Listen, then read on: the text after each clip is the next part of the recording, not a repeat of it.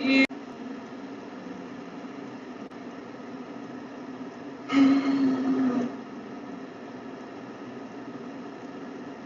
you can have me. Come on, why is it doing this to me?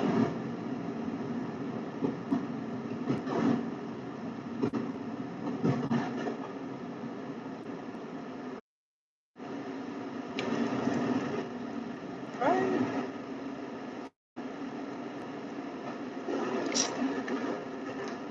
What is happening? Just to give you peace of mind.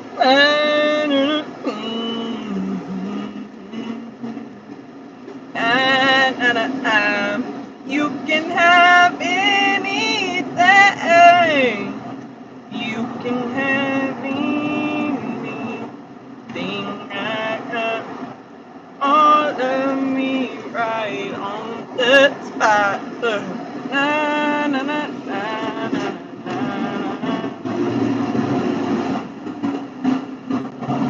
Oh, you fucking with a sports car, baby? Sorry about it.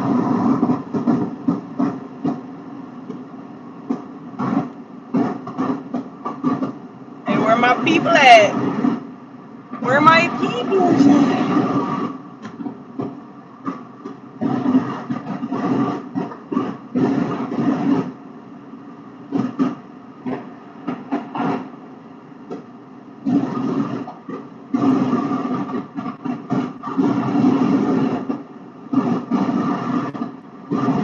Gotta pay me some Brentertons?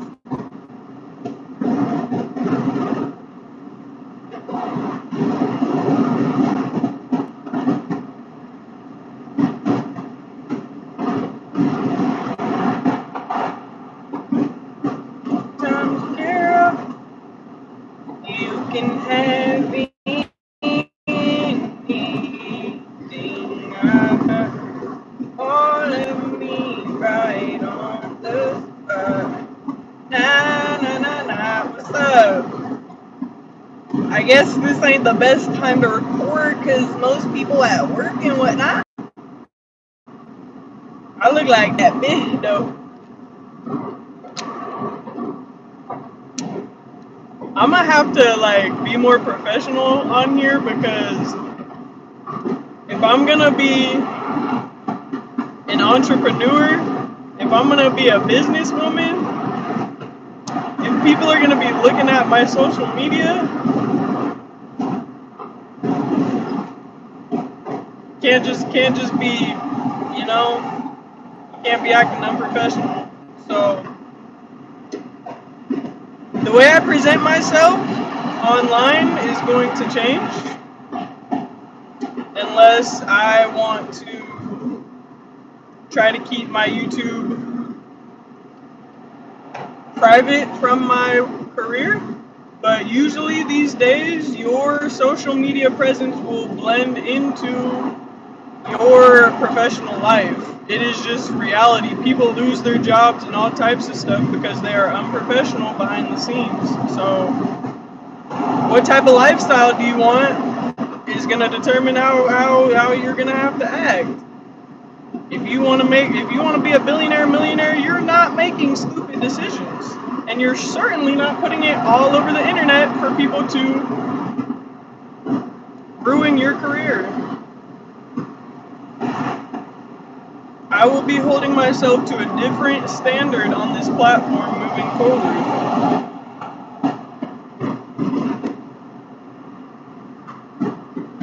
Now, I'm still gonna do things like drink wine, because that's not illegal. I still might cuss here and there. Not illegal, not gonna ruin my career.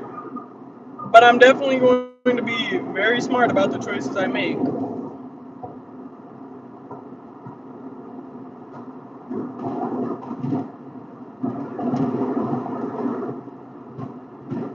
I just went into my second interview. They're gonna call me back tomorrow between 9 and 2 if they are thinking I'm a good fit and it's a good fit for me. and then it's time to crack down. Like, I'm actually okay with not going back to my old job, even though I didn't put in my 2 weeks, because I'm gonna use whatever time I have until I get my license to get my ducks in a row, because this is a commission-based job. I'm not going to be receiving much hourly a week, so it's up to me. And when your success is largely up to yourself, you have to hold yourself to a different standard, and you have to do shit you wasn't doing before. You have to accept that you're not going to be comfortable. I'm not going to be able to spend much time on my lives, but I'm still going to prioritize my YouTube, because, you know, y'all are also my support system. You guys are my support system. There are times when I'm alone at the crib and I'm like, I gotta get on live because I need to talk to my people, yo. Oh, just know. And maybe times when I'm studying, you know, I might hop on live, but I have a feeling I might not want to mix that, because y'all are gonna want to interact with me, you're gonna want to talk to me, you're gonna want me to engage. That's what streamers do. But if I'm trying to study, it's like I won't have time to pay attention to y'all, so I'm gonna have to build a schedule. And if I'm not gonna be on here for a little bit because I'm prioritizing, you know, shit, I gotta get over it. If I'm prioritizing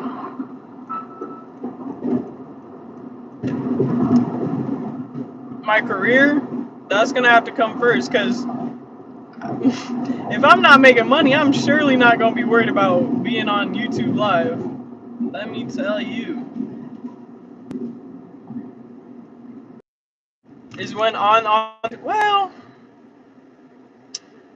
what I can do is fit y'all in where I can fit y'all in. Like right now, once I get home, I'm gonna finish recording this song because I owe it to y'all. I said you would get it by the end of the month. I'm finishing recording this song. We gonna mix and master. I need to take a defensive driving course for this ticket I got. I need to finish that before I get into this career too, because I'm not trying to carve out time to be focused on that, because that's going to take away from me learning. I need to get everything that's on my to-do list right now that has nothing to do with this career I'm about to put time into. I need to crack down and finish it, because once I'm in that tunnel vision, ain't no going back. Ain't no going back.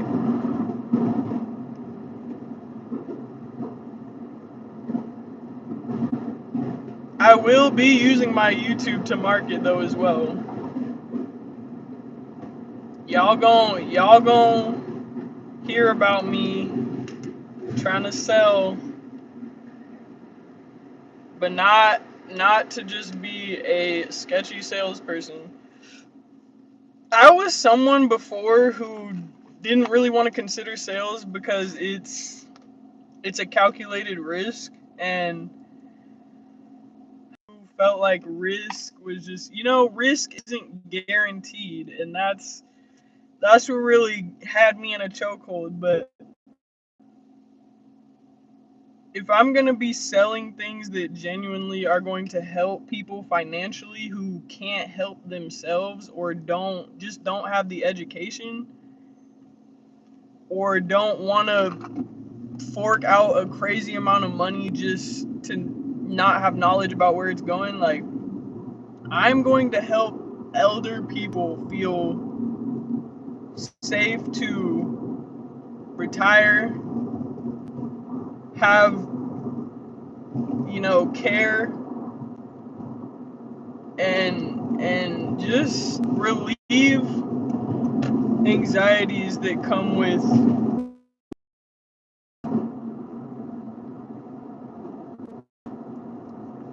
and, you know, starting out. I'll probably get a lot more pushback, but the more qualified I become as a professional, I could already see it now. People, looking at me as an angel in disguise, and this is what I was waiting for, was an opportunity to actually do God's work. I don't feel a sense of purpose and drive anymore in a kitchen. And this job, even though it held a place for me as I got on my feet in a new place, it served its purpose, which ultimately was temporary, especially coming to the realization after that cooking is not a career that I want to stay in.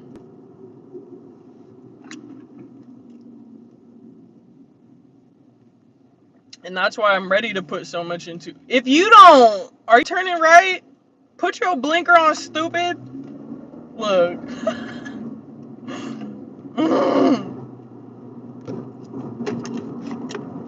I need to cut it with the road. What is this in the road? Bruh. I be so careful driving now, because, like, I don't need no more tickets, for one.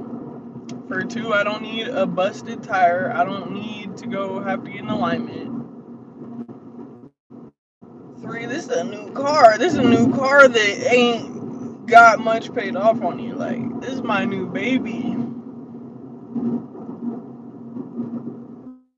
I knew once I moved out here that I was gonna want a whole new lease on life. I was gonna want to upgrade everything, and it is happening. It's happening because I told God I was ready.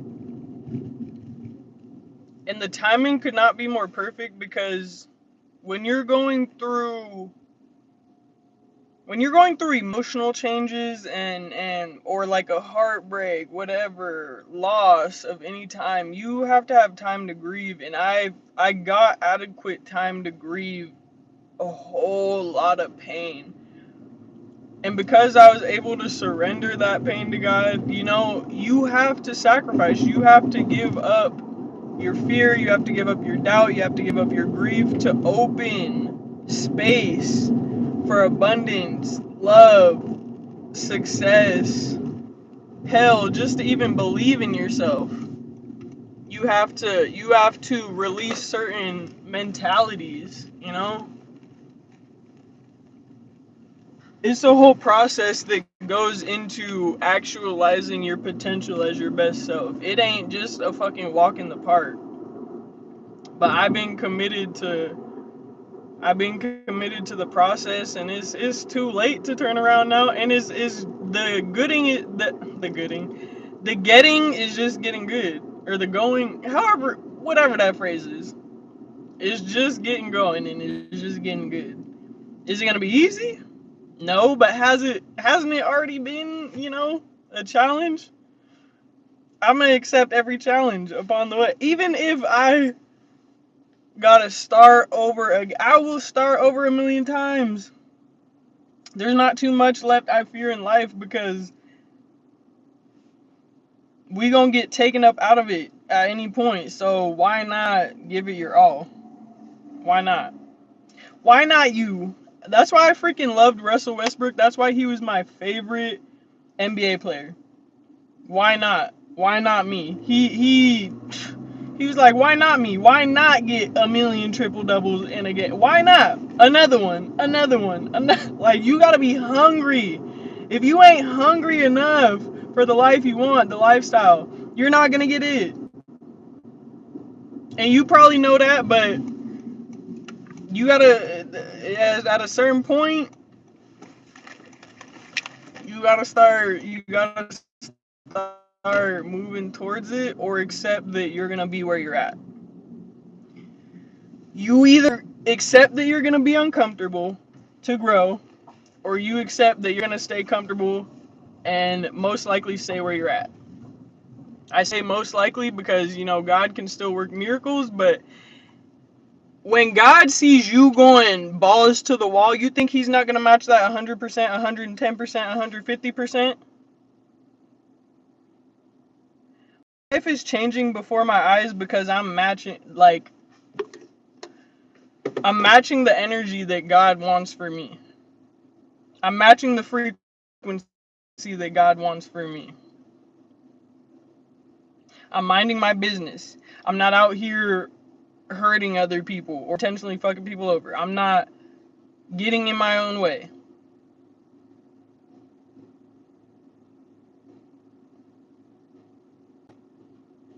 Obedience comes with not only discipline, but it comes with rewards. God just want to see if you're going to do it. God just want to see if you're going to try. And I haven't been reading y'all comments. I'm going to have to go back and look. Let me see. Because I made it to the crib safely, thank God. Oh, I'm going to be praying a whole lot more too, because I'm going to be out in the field driving a lot. I'm going to be doing field days. I'm going to be outside. I'm going to be outside. You just subbed. Thank you. Appreciate it. Yeah, I was able to come on live early because I'm not at the job that I'm not going back to. It was so funny because one of my friends there too, he was like, so and so manager is so mad you're not here. I'm like, LMAO, I can imagine. Because I really be doing the job of 2 or 3 people, and I really be helping people that don't help. They just want to be lazy on the job. And I'm not a motherfucker, so I can't respect a lazy motherfucker, and that should be pissing me off because it's like, I'm capable of doing this shit myself. The stuff that you're asking me for help for, I'm capable of bagging on anybody's abilities, but I just noticed, like, well, honestly, like, with kitchen jobs, there's only so much you can advance. You could become a manager or whatever, and work your way up, but you're still ultimately doing the same shit or teaching people the same shit. You're teaching them recipes and how to manage their time, how to go faster. It's not rocket science. I knew that I was ready to move on to an actual career that is better for me personally, because I understand that in order to stay engaged and encouraged to do better, I need incentives, and I always need to be learning something new. I get bored quick. I'm intelligent. I get bored quick, and I don't like that, but it is what it is. Like, I constantly need to be, the gears got to be shifting, or else I'm using my mind to think about the past. I'm using my mind to think about stuff I shouldn't. I'm using my mind to think about, oh, I want to smoke or, kick it or something. When you a boss, when you are taking command of your own life, there's a lot of stuff you don't have the time to mentally spend on certain things, certain behaviors when you trying to go up. I'm less worried about trying to get high these days, bruh. I'll sip some wine on occasion if it's been a long day, but my priorities are just gonna continue to shift as I move upward. What's a god to a non-believer who doesn't believe in anything? Look, I ain't your overzealous religious person. I'm not pushing no religion on nobody. I'm telling y'all my experience. I'm telling y'all my faith. You have a choice to be in this live. You have a choice to be listening to me.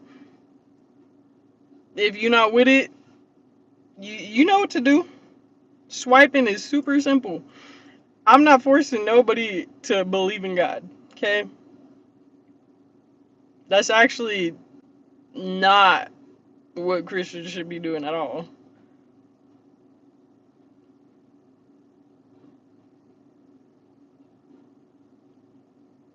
Yep, gotta get comfortable being uncomfortable. Exactly.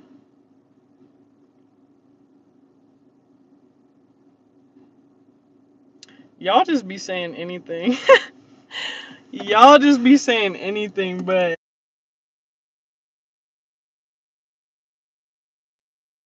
could never, baby. Don't be mad. Know that you would rather be a troll online than to outwork me. Than to than to compete with me. Cause y'all are competing on your little fucking keyboards, but that's the most you're doing. That's the most you're doing. You can't touch me. You can't be around me. You don't know where I'm at. You don't know where I'm going. So it's up. It's up. My mood is too high for y'all to get me down. Like, bruh, the sky is the limit. Y'all not fucking with me. And I'm not gonna let some little computer warriors make me upset. Bitch, please. Please. New whip, new job. New mindsets.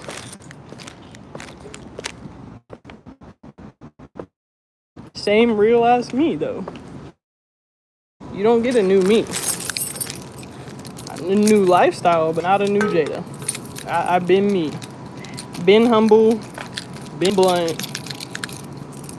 Been not gave a fuck about people's opinions. Been not gave up, no matter what it was looking like. You know, actually the fact that y'all are insulting me lets me know that it works, because the devil is in disguise. The devil is in disguise.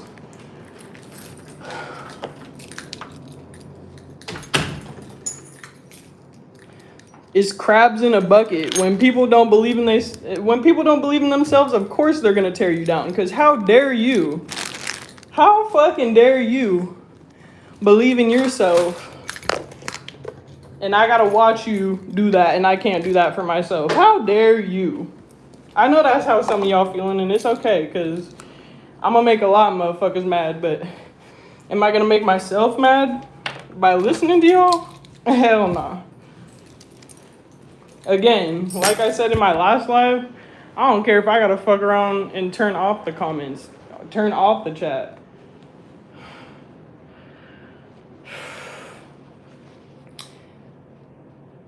I knew like a couple days ago, like, cause you can, when you're an intuitive person, you can feel when some shit in your life is gonna start changing.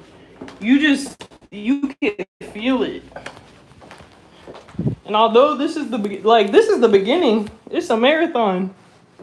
It's not a race, it's a marathon. I mean, I'm racing against my old self, but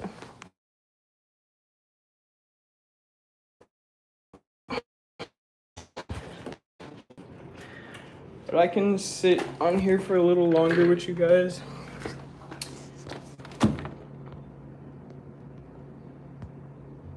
And then I'm also gonna try and finish this defensive driving course tonight. Probably hop back on live while I'm doing that. Cause I love y'all and I'm gonna make time for y'all when I can, but these priorities come first, Spooky. I need to walk in these heels more, because, child, I was walking into the office like, oh, and I need to work on my punctuality, bro. As much as I try not to be late, I really be cutting it. And I think that's why they texted me late last night. And I wasn't late today, but I came in at 10 again, and I'm like, and he actually brought it up too. He was like, I can't do the late stuff. I don't like when people are late. And I was like, I knew. I had a feeling, but no person that's self-made, no person that is an entrepreneur is gonna respect people who are late, because that shows how much you care. That shows like how invested you are into what you're doing. You're about to get a big blessing, period. I mean, I'm already blessed. I'm blessed to have a good God. I'm blessed to have an undying faith. The rest is just the cherry on top. Like, and I'm not only going into this opportunity for money, and I think that's a reason that they feel good picking me. Like, on the first survey we had, it was more so like written responses. These ones were like multiple choice for the survey, the second one. But on the first one, like, I put They were like, why do you believe you're a good fit? And I put, I'm personable and I'm integral, because I'm not trying to sham people. I value honesty and loyalty and respect. And I am personable. Like, I love getting to know people. I love helping people. And when you genuinely want to help people, of course God gonna uplift you. You're doing God's work. Like, God can't do everything on his own. He need people out here doing his work.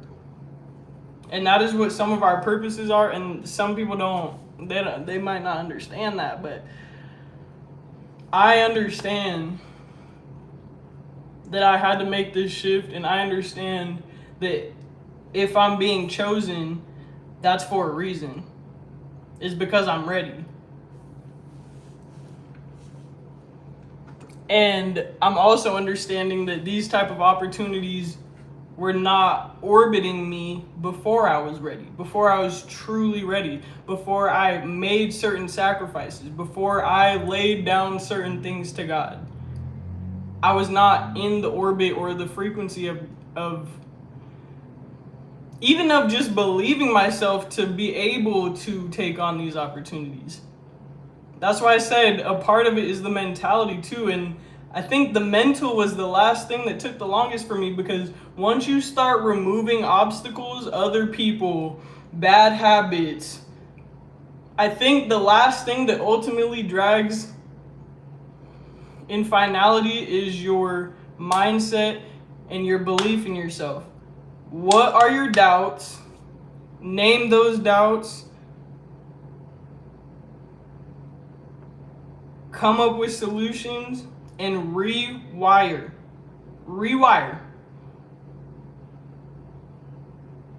The quicker you can do that, the more you understand that the world is your oyster. I'm not saying you can do anything and everything, because we're not God, but your potential grows as you grow as a person. Your success is reflective of who you become and what you sacrifice. And then you become a testimony so that others can believe in themselves. Which, just by sharing your story, just by actualizing and living your life, being an example, you're still doing God's work.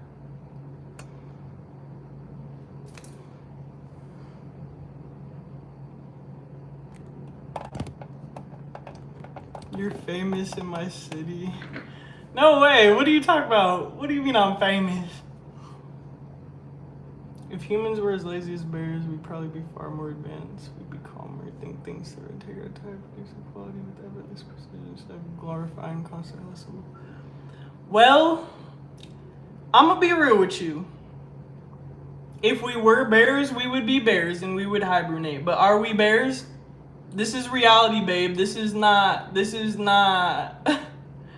again, I'll choose to address it today, but I'm not gonna be addressing all this lame shit that y'all talk about. Cause it's just talk, bro. It's just talk. What are you actually doing? And do you feel productive just wanting to be a bear? I mean, everybody has a different path. I'm a competitive person. I'm an aggressively hardworking person. I think the reason that so many people don't want to work hard anymore is because their hard work is not being properly compensated. That doesn't mean that people don't want to work hard.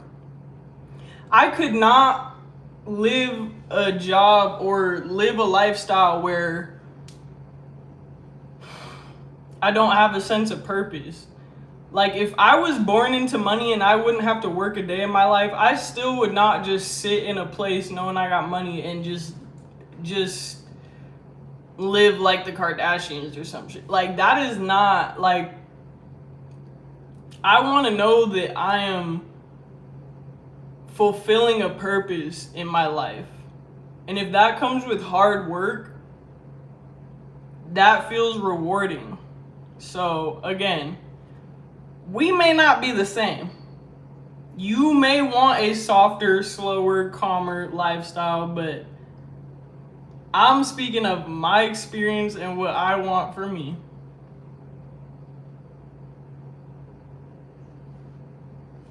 I'm a manager in retail. People suck, only there for a paycheck. It's the wrong reason. That's the thing, is a lot of people are misplaced, and that's why I think some companies struggle, and that's why I think like turnover rates, are inevitable, because you're, for some of y'all or for some of us, like, you're not placed where you feel you are supposed to be. You don't feel a sense of purpose in where you're at. And if you don't feel a sense of purpose, a lot of times for a lot of people, that means you're like, I'm gonna act my wage. Okay, well, what are you gonna do to fulfill a sense of purpose? You want to start looking elsewhere, or you accept the fact that you don't want to make the change. But everything about life is an accumulation of personal choices. Every single choice accumulates and determines a certain result.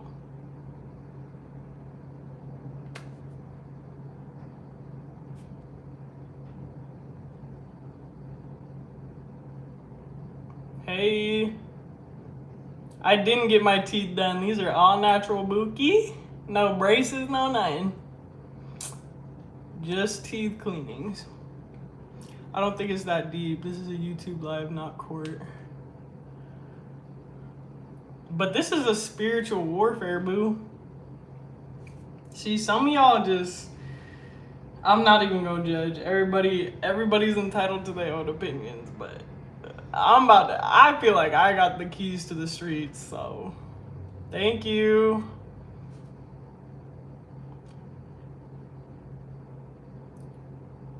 Can I wear your nose ring? What the heck?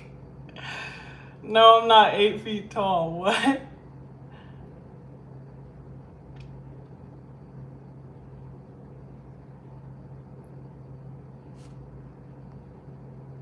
I feel like by default, since I have worshiped God, I've worshiped myself, because you understand you understand that God lives within you. And again, I'm not coming on here to convert people to Christianity. I'm not trying to convince you that you need to be religious. I'm telling y'all what the experience is like for me. I know God lives within me, and that's why I have an undying strength and willpower to keep going, even though my physical vessel wants to give up sometimes. I wouldn't be here without my God. And I say my God because it doesn't have to be your God. I don't care. That's not my business.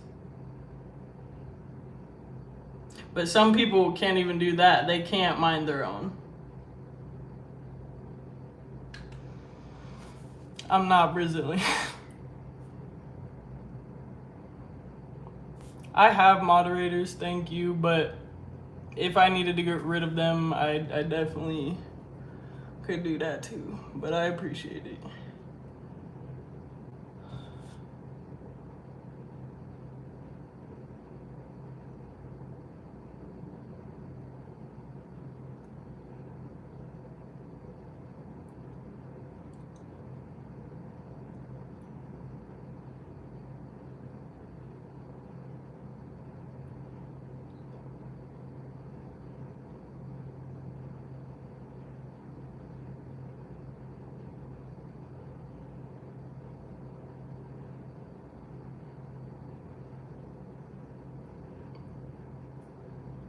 No, I don't play in the WNBA. Thank you.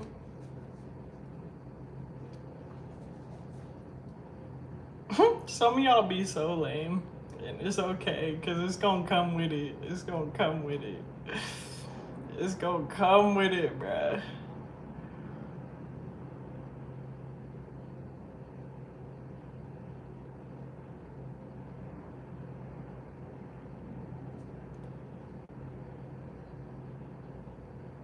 That's what I'm saying. Like, I'm sitting here talking, and people come on live to watch people.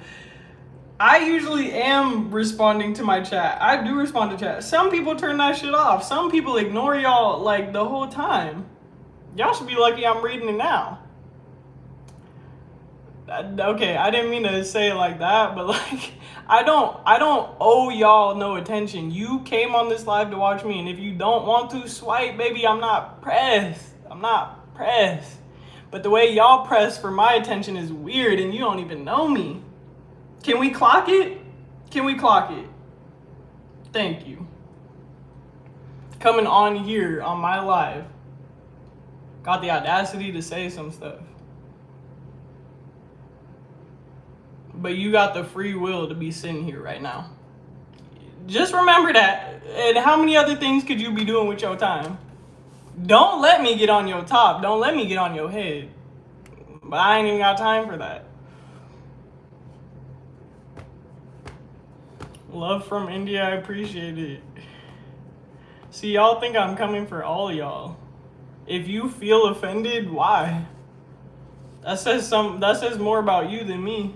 Cause I'm in a good mood right now. I feel great. I need to turn this fan on. It's hot.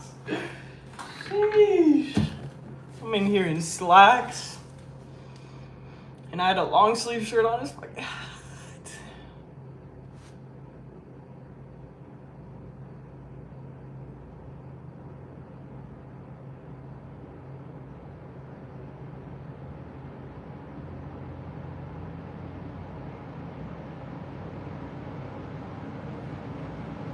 thank you.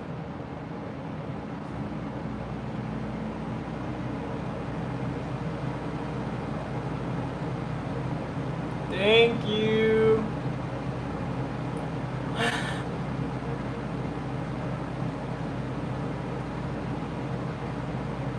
Thank you.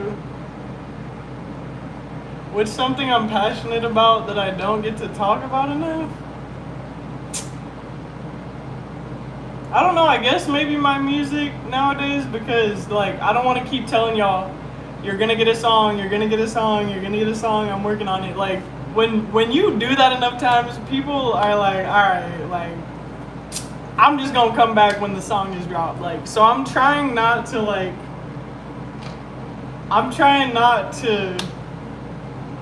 over promise and under deliver.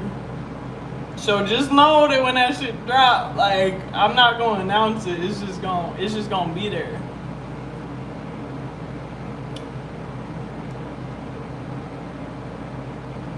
See, some of y'all just want attention, and that's okay. But like, y'all be acting like my enemy, and y'all just came on my live. I don't know you people. Like, sheesh.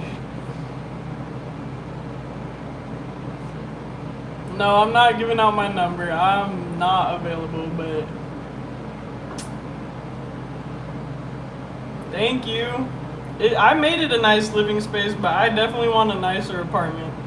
Y'all, shoot. Whatever I can get done as far as income in 2 months is gonna determine the next place I'm gonna have. I could be up in a condo with a view. I'm not going. What's it called? I'm not gonna cap my potential for what type of place I can get either. Thank you.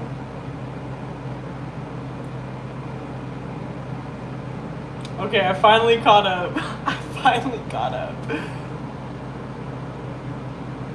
I work overnight. I'm off next 3 days. I got a tub of ice cream. See?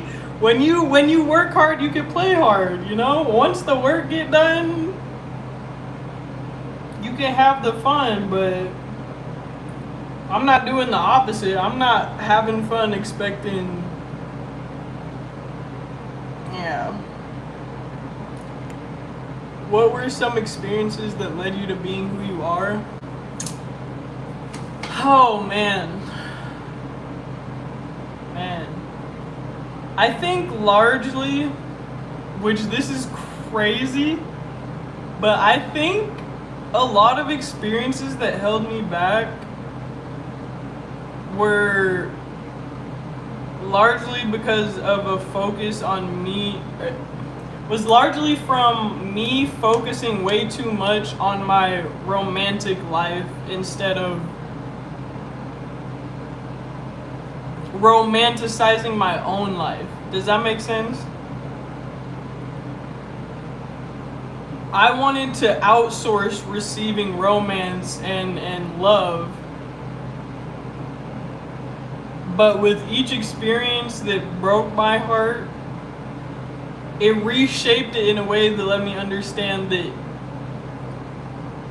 I need to romanticize my life first. I need to fall in love with me and my life first, and the rest will come with it. What were some experiences that let you? I'm trying to think of like specific things though too.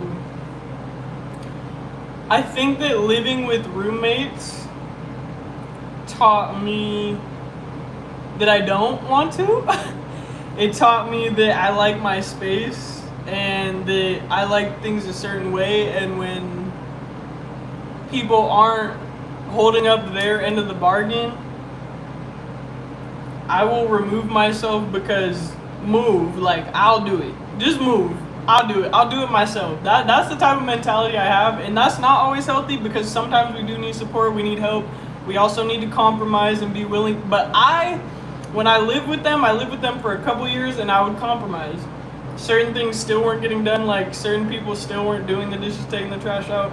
Certain people were still not respecting that I don't want to hear loud shit as I'm trying to go to sleep and be ready for work in the morning. I'm not trying to hear you come in at 4 a.m. drunk, which you're fucking sneaky link who don't give a fuck about you. Like, my life has continued to change in a way and molded in a way that I am wanting it to, even though I knew I couldn't fast track like right away to where I want to be. That don't happen for everybody. It can happen for some people, but there are a plethora of sacrifices that have led me to where I'm at, and I know I still have to sacrifice more. Now I'm sacrificing comfortability. Sure, and it's not even that I was comfortable in the job that I was in before, doing food. I was uncomfortable, but not uncomfortable enough yet to the point where I was looking for a change, and now I'm here. And what they've talked to us about in these last 2 meetings, it's like made me, I don't want to say nervous, but I am going into the process already like soaking up information and understanding that I have to start somewhere, and this is the start. And the hardest part sometimes is the start. And that's why you should be relying on a vision when you are starting to change your life. You have to rely on a vision to start changing your life. Whether that vision is self-motivated or whether that vision comes from God, or both. You have to have a vision, because if you don't see yourself in that trajectory, if you don't see the potential that you have, you're not going to move forward to actualize it.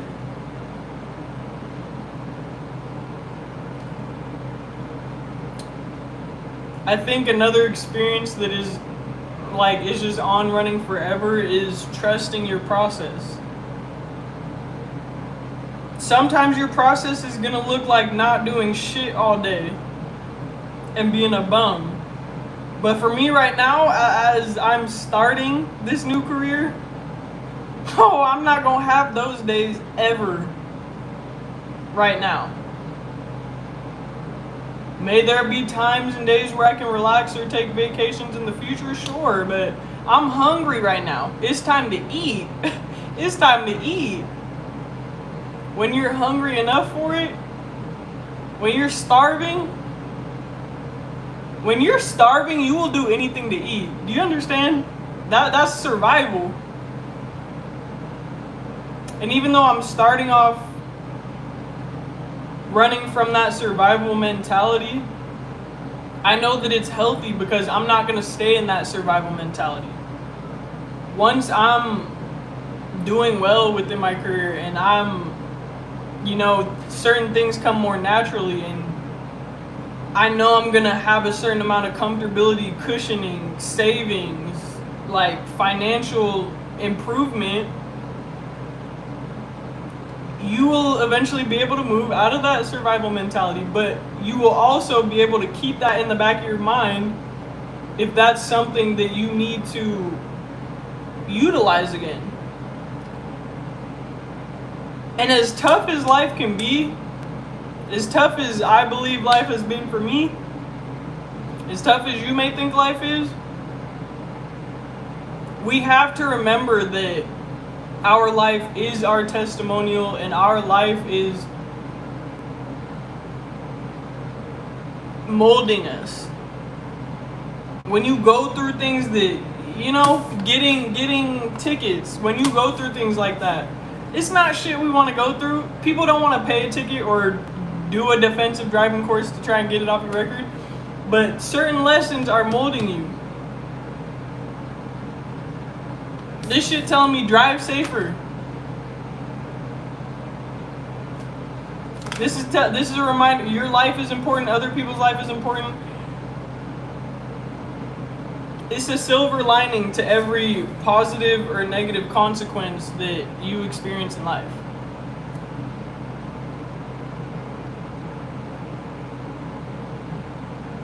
My hair looks good because I left in my roseberry mask by Miel. It says on the instructions you're supposed to rinse it out, but my hair was so dry. And if you live in Arizona or you plan on coming here, just know the water quality gonna shrivel up the moisture from your fucking hair, your skin. You need to moisturize. You need to drink 3 times as much water as living anywhere else. Anywhere hot, you should be drinking way more water. It just is what it is. When am I visiting Brazil? I'd love to visit Brazil. Also, this job is gonna come with vacations, and there's rewards. Like, they take you and your partner out to dinner if you do you get some type of there are so many positive incentives to this. But I have to start out investing in an insurance license, and I have to invest in my education to be able to put myself in these positions. Again, it's a risk. But if I go into a risk with a winning only mentality, I don't care if I gotta fail 100 times. It's part of the process, and I'm trusting. And it is what it is.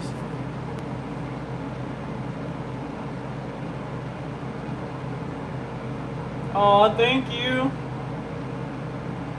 Gotta obsess over yourself instead of in romance, because the other one feeds proper love. 2 loving themselves build 1 whole. Yo.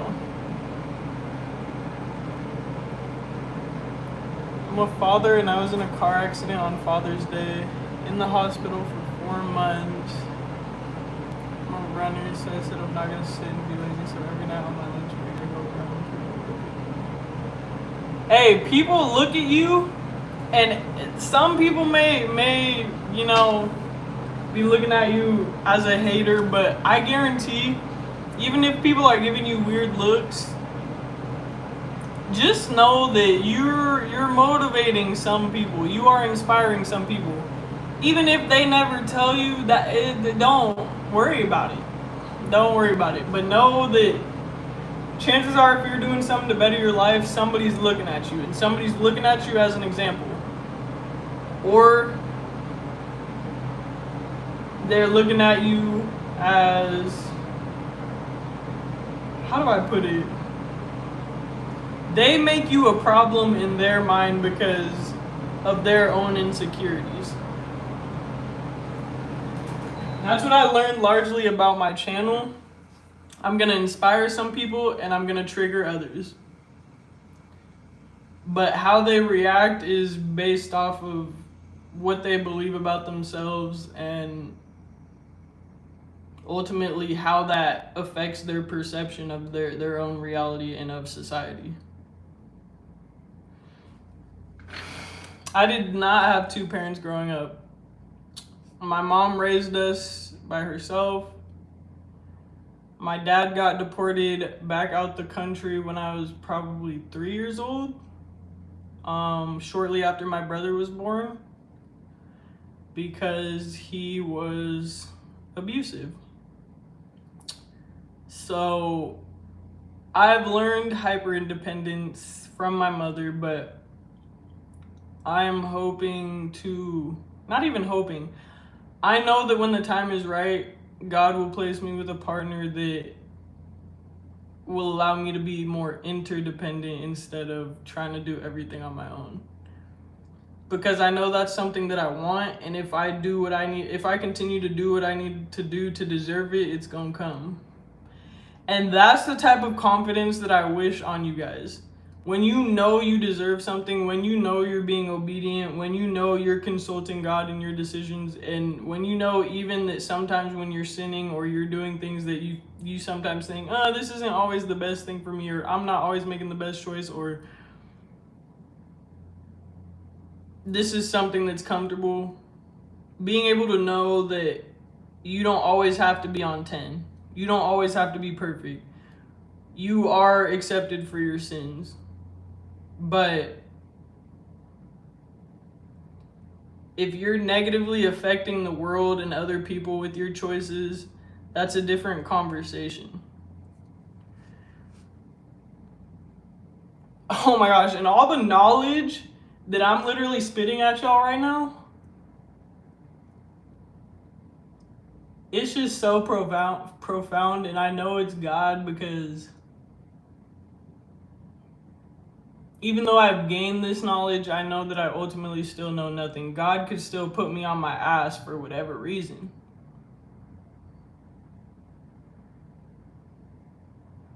For whatever reason.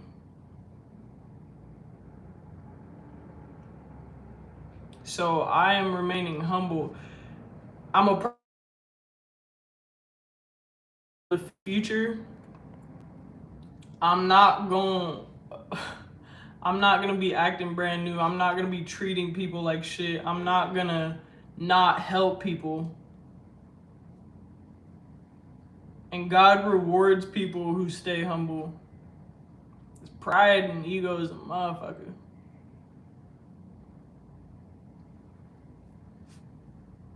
I'm crazy. I go right back to work sweaty as hell. That's crazy, bro. That's so funny. Hey, but when you hungry, hey, shit, do what you gonna do.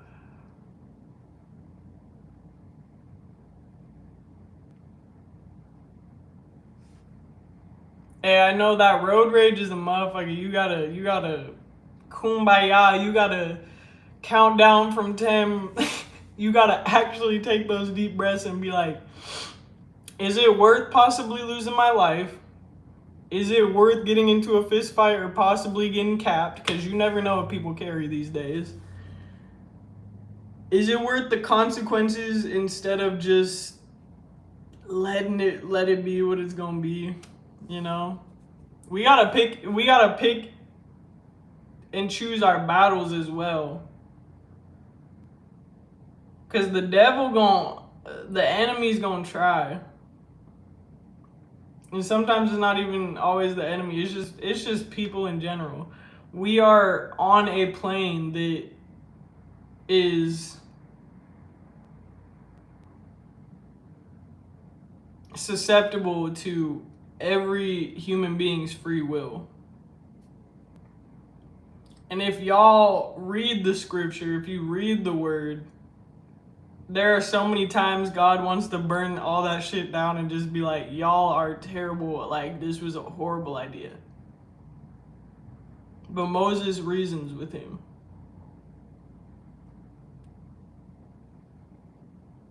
his wrath, I don't think some people understand his wrath. And his presence a lot of times shows up as a burning bush or fire or a major storm.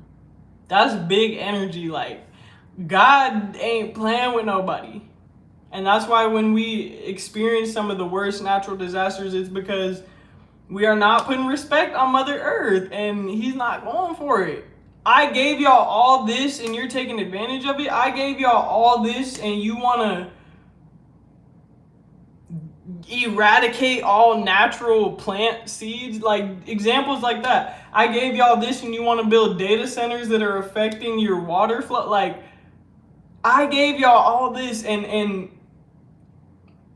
these resources that I've given you are regenerative. You eat the food from the land and get to continue to live off of that. I gave you the land to be able to habitate and reproduce. I gave you the tools for success. But I'm gonna let y'all have it if you think you're gonna defy Mother Nature. That's why I can't hang around people that litter. I don't respect someone that litters. I don't care if you were my friend. I don't care how long you've been my friend. I don't care who you are to me. I don't respect you if you litter. I don't respect you if you disrespect Mother Earth in certain type of ways. I don't respect you if you go against what God has gifted us. I don't respect you, bro.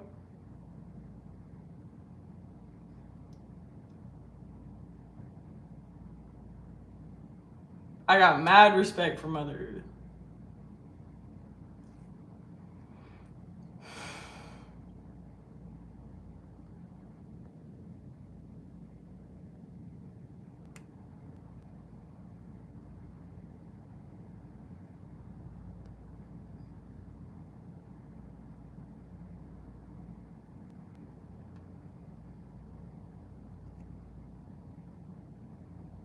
Then speedrun, comment, answering, no hate, just funny to see. Yeah, because I got you, because, like, I don't know, like, since I've been given this opportunity, like, I have so much to say, but I also, like, I want to talk to y'all, I want to answer y'all questions. Like, I came on here excited after being in that meeting because I'm not going to lie to y'all, I'm not going to hold y'all. Sometimes family holds you back too, and sometimes family can't support you in the way that you need because they're just not,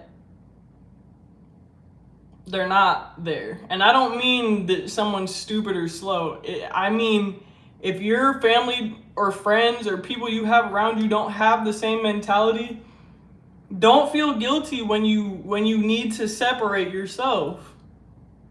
And if you need to have those conversations to relieve people's anxieties and worries, look, I still love you, but I gotta be around other go-getters if I'm gonna be so honest with you. And if I don't feel motivated around the people I'm around, I'm gonna go be around people I'm motivated around. When I got downtime and you want to do the things that I want to do when it's my downtime, it's my playtime, we could do that. But when it's working hard, I'm working hard. When it's playing hard, sure. But also right now, while I'm young, I'm going to aggressively go towards my growth and go towards that work so that I can play hard later. I'm doing things I'm going to start doing a whole lot of stuff I don't necessarily want to do now, but it's going to grant me the access to do things that I want to do later. And I'm not going to be stressing over the finances or over, do I feel like I deserve this? No, I know I deserve this because I did XYZ. XYZ breeded this result. The math is mathing.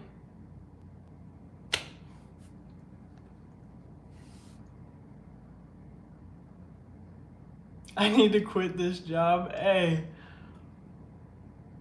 And I'm going to tell y'all right now, I wanted to quit my job much longer ago.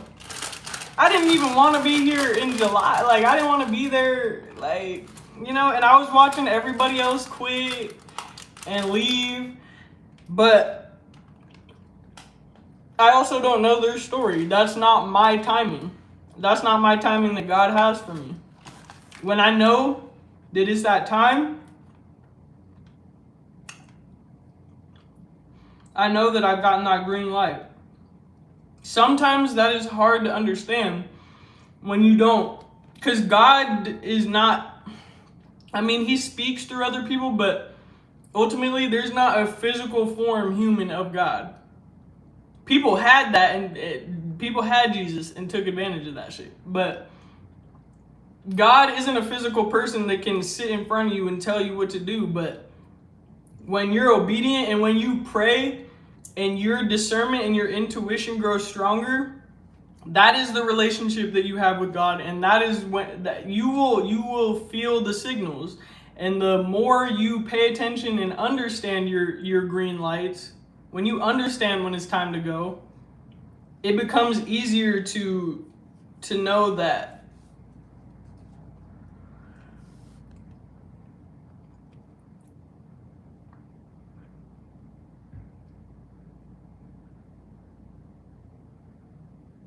is this like a life coach seminar live? I mean, it could be. I can't wait till I get monetized on here, because like, I'm not saying I'm doing it for the money, but to be able to even just come on here and help people with their mindset, like, I'm gonna be helping people out in my career, and I want to help y'all. I want to be the testimony. I want to be the example. Sign me up. Sign me up.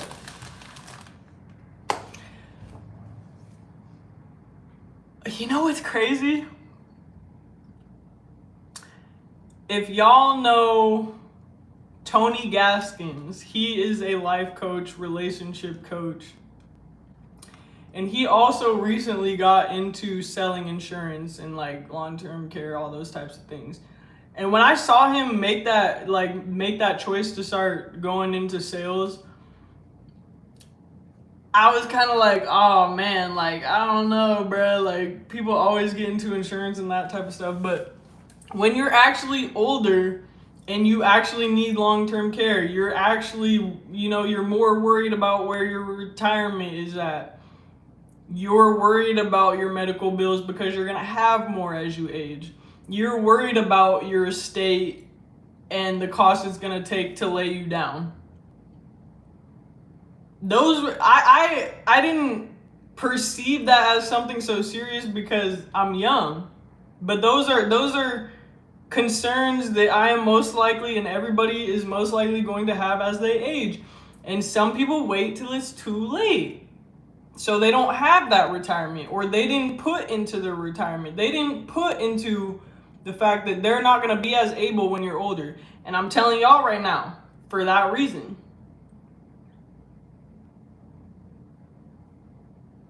I'm going to be an example because I'm going to give y'all the knowledge and awareness right now. Start putting into it, because this Social Security is not guaranteed. Your 401k, I don't care if the company's matching, it's not guaranteed to be enough.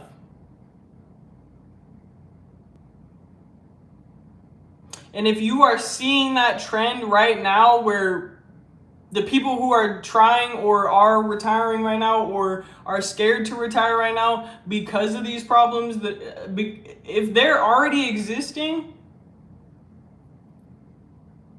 even though the people like me are going to be the ones to help that situation,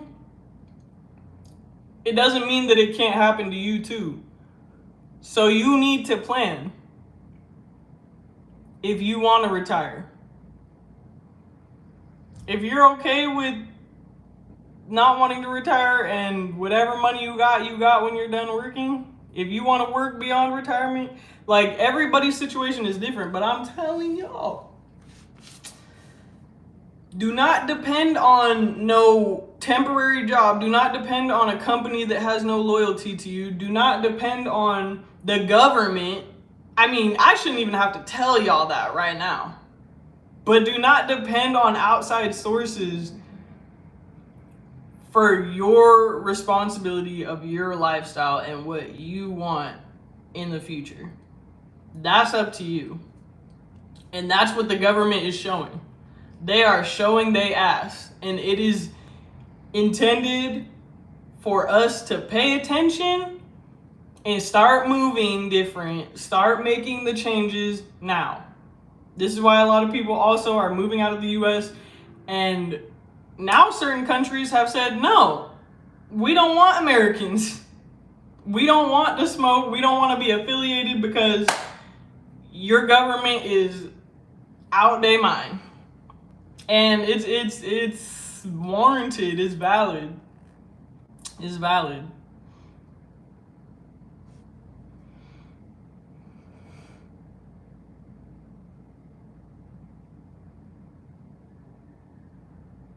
Yeah, I'm gonna get this ticket taken off my record for the defensive driving, but I also got another ticket because, bro, I be trying to get to where I'm going, but getting two of these, you know, one was this was a warning. The second one is going to get counted on my record. But I'm lucky that I'm going to be going into a career where I'm not depending on my driving record, but I'm also not going to make it worse. And I'm going to be able to take my time driving places, especially when I have field days, because I'm going to understand that I'd rather take my time and be safe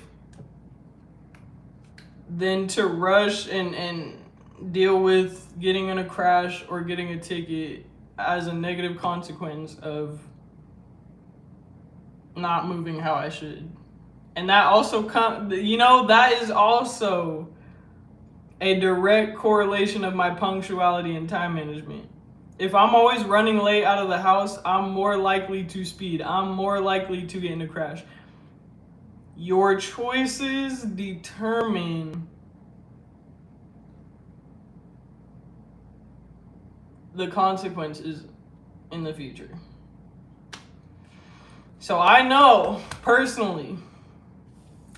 me personally, my strengths my weaknesses that I need to strengthen is my punctuality, my time management,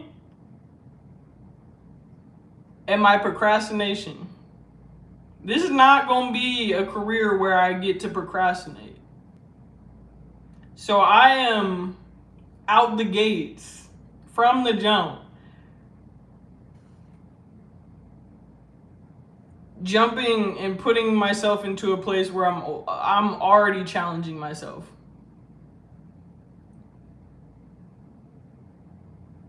I'm going to have to challenge myself to get up earlier if I don't want to be late.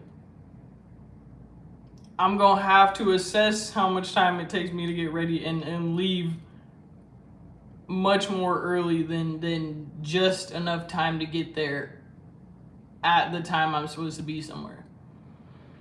And punctuality is not only going to be important for field days or for office days when I need to come in to do work and make calls. My punctuality is also going to bleed into the appointments I set. If I'm late to appointments I set with people, especially elders, these are going to be elderly people mostly, I'm not going to gain their respect. Especially because they've been around. They know about punctuality. They know about respect. I'm going to be way more respected if I'm early.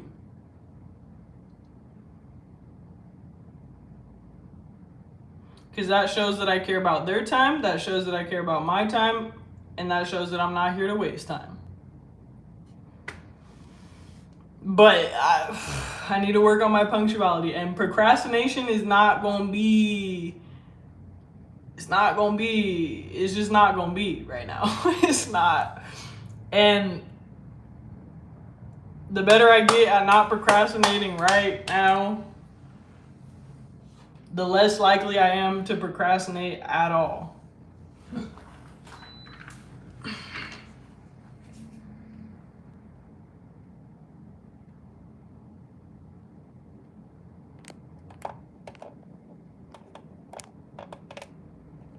It's fun to see different people's patterns. Dead ass. Dang, you're working on trains and rail cars? I mean, you getting that big bank, take a little bank. What's my handle? Are you talking about my Instagram handle? Because it's the same as my YouTube.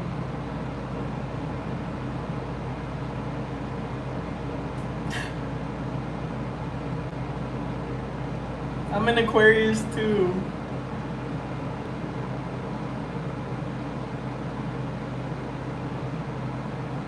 She must have had ADHD, man. She is like I was a few years ago, word by word, bar by bar.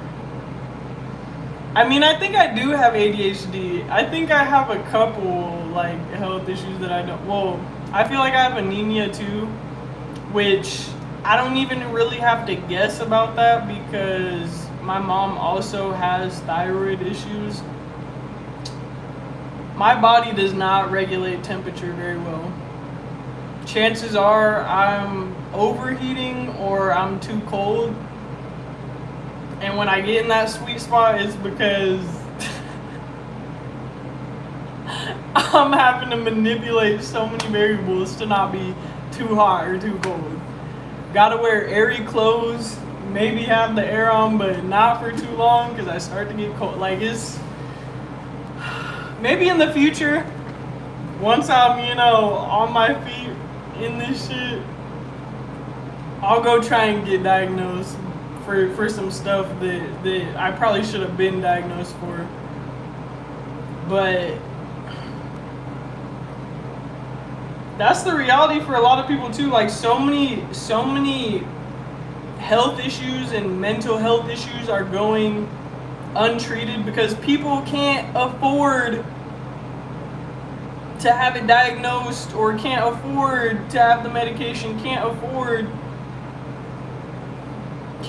to properly treat it. And it's sad, but it's that's the reality right now.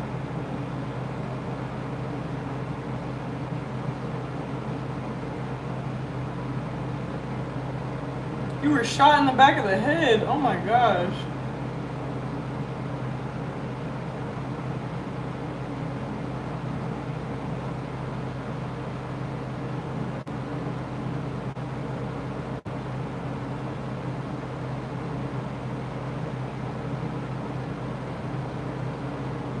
I bet she has an older brother.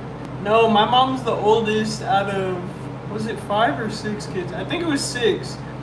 But she's the only one that has.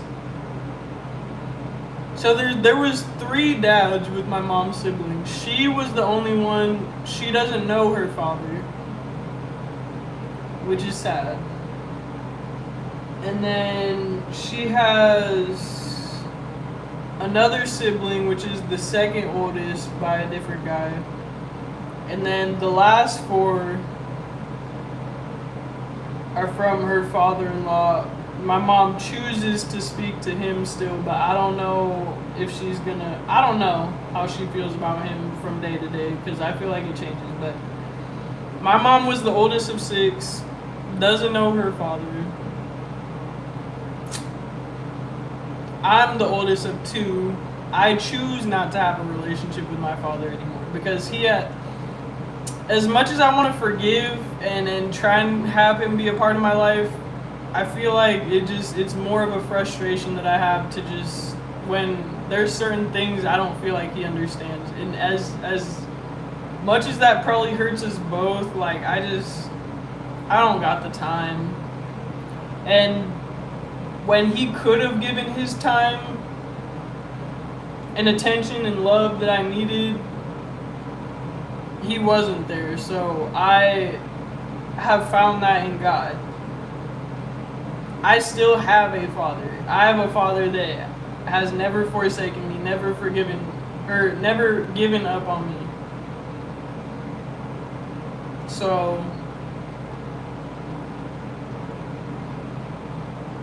and that's why I respect, even when people my age become parents, like guys, even if they have a baby mom and they're not with the person they're with, I can respect a man who still wants or intends to be in his child or child's lives, regardless of what sacrifices they have to make, regardless of how they feel about it. I respect that.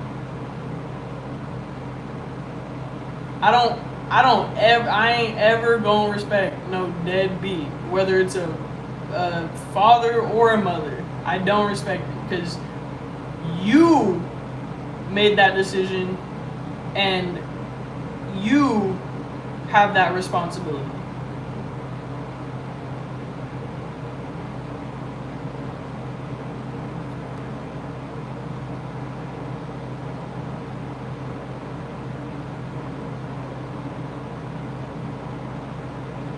Thank you. Why you sound like that female CEO who is making her voice deeper? Well, I'm gonna just let y'all know I'm not trying to make my voice deeper, so I don't know what CEO you talking about. I don't know who you're talking about, but this is definitely my voice. And if you think people are making fun of me for my voice being deep, why do you think this is something that I'm trying to do? I don't sound like this, and I sound stupid when I try and do that, so please. Oh, and I'm gonna be more in my Bible than I ever been, because I want to finish it as well.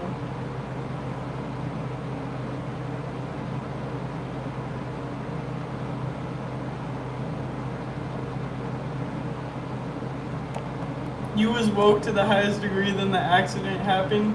But look, understand that accident is also a part of your testimony.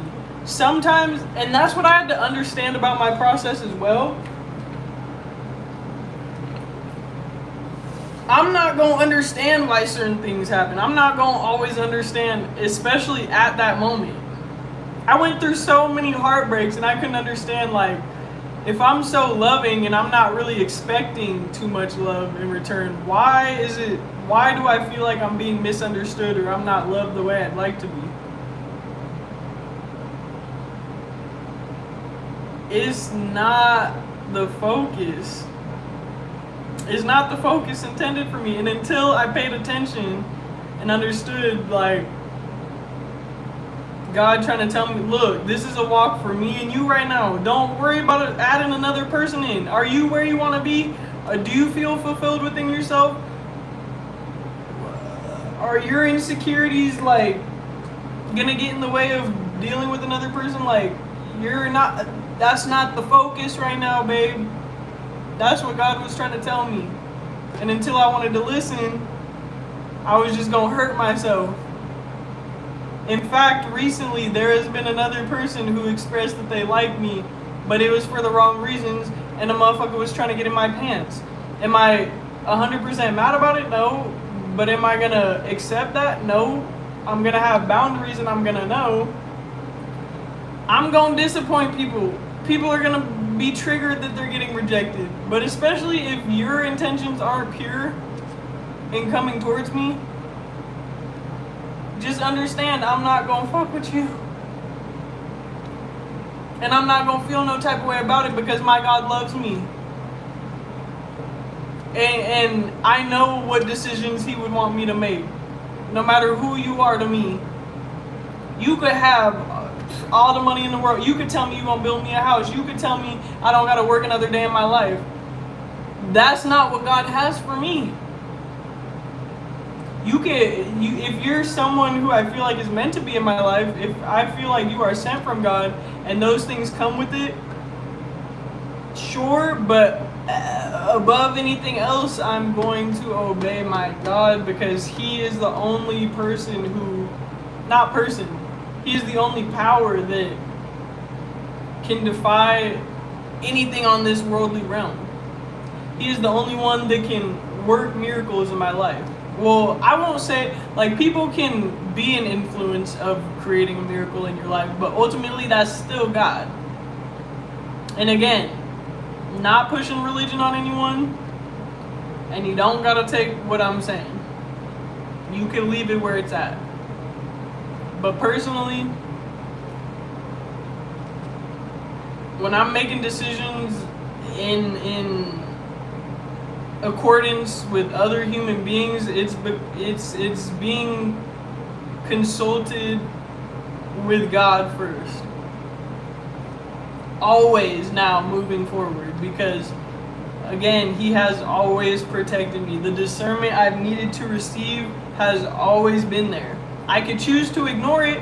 I could choose to, I know this person wants me for my body, but let me lie to myself and say, oh, if I give them my body, maybe they'll fall in love with me. I just called out a whole lot of people in that one example. But that's just one example.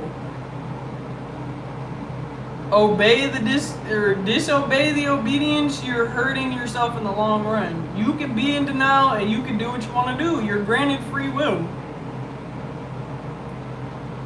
But just because you got free will, you don't always determine your consequences of that free will.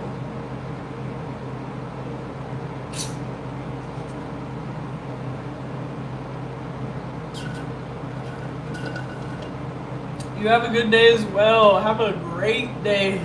Have a beautiful day.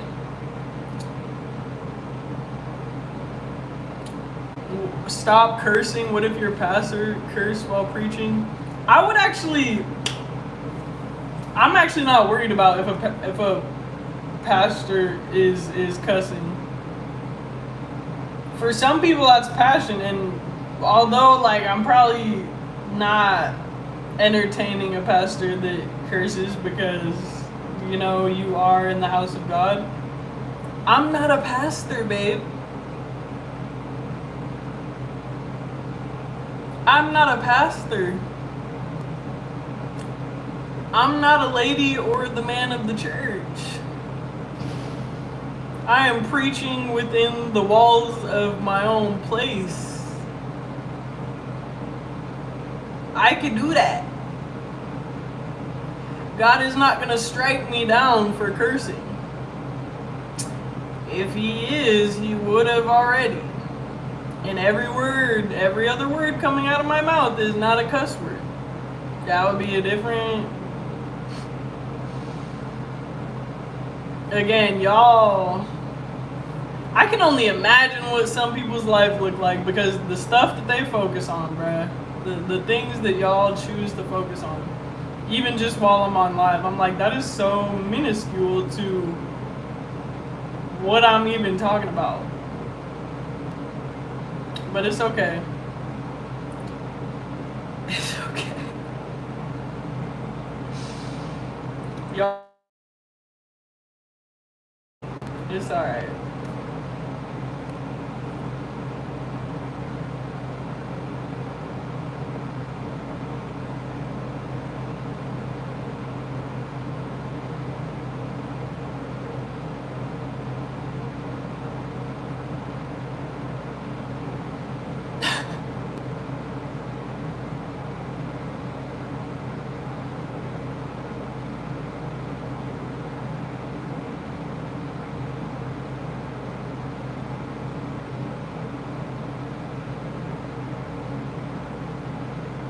I might just scroll to the bottom of the chat, I'm not gonna lie, because I know I'm behind as fuck.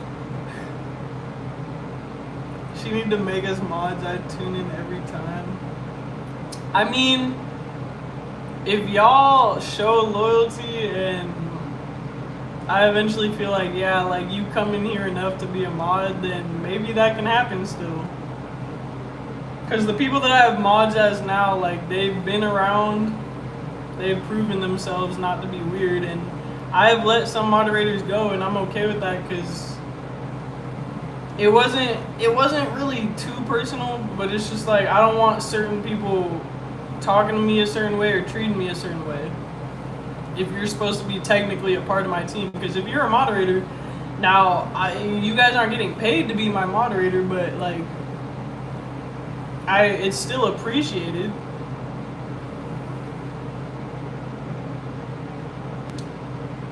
But people also feel entitled when they become a mod and they think that they can run certain stuff. Like I said before, God could take me up on my position. God could put me on my ass if I don't remain humble, and he could do it to you too. Remember that.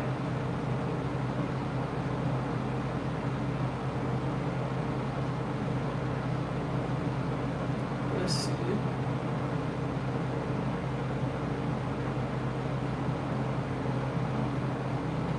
When you retire, you'll work part-time at McDonald's. Good luck with that. Good luck. Thank you, YouTuber. He left. She has inner feelings locked because of trauma, golden retriever energy. Shit, call it what you want, but you can't call me broke. Money! In the jewelry store. All I want for my birthday is a big booty. They ask me what I do and who I do it for. And how I got it up in the studio. All I want for my birthday is a big booty. And then you get random stimming moments like this from me, like, bruh.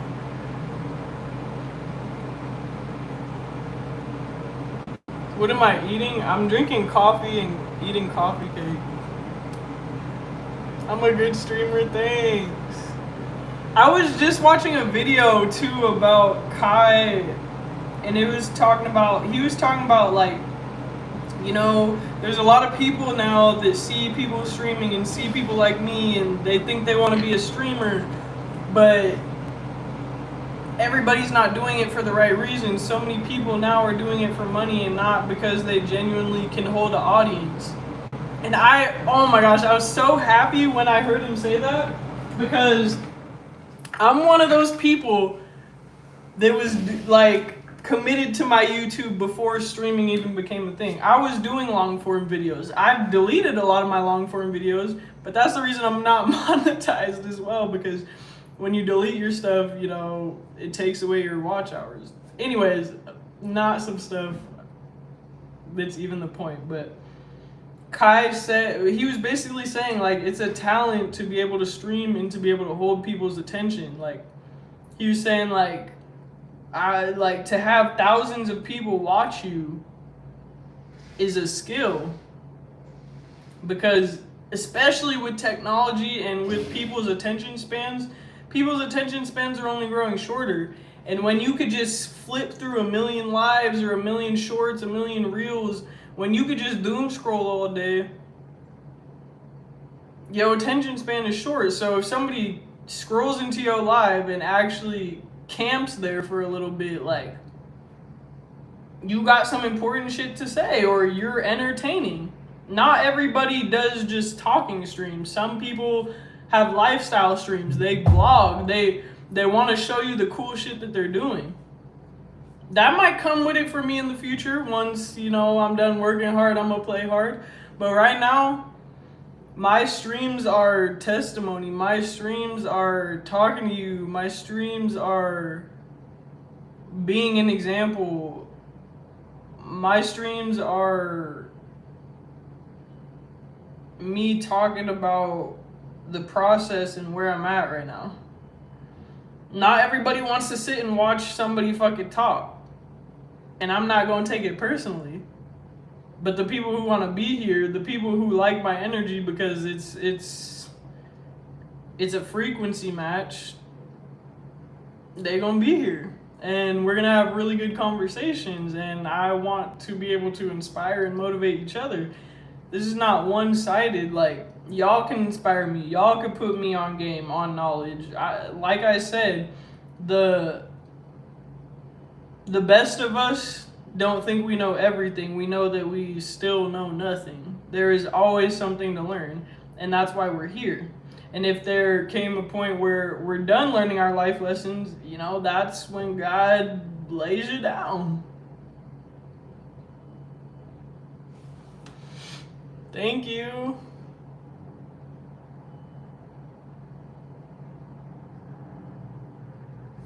Thank you, guys. Yeah, the 401k definitely ain't enough. Fuck retirement. Oh, Lord.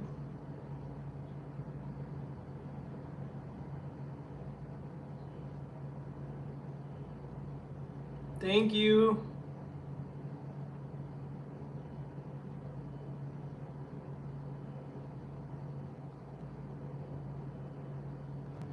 how you gonna leave the system and you still living by the system's means? I'm not going to be.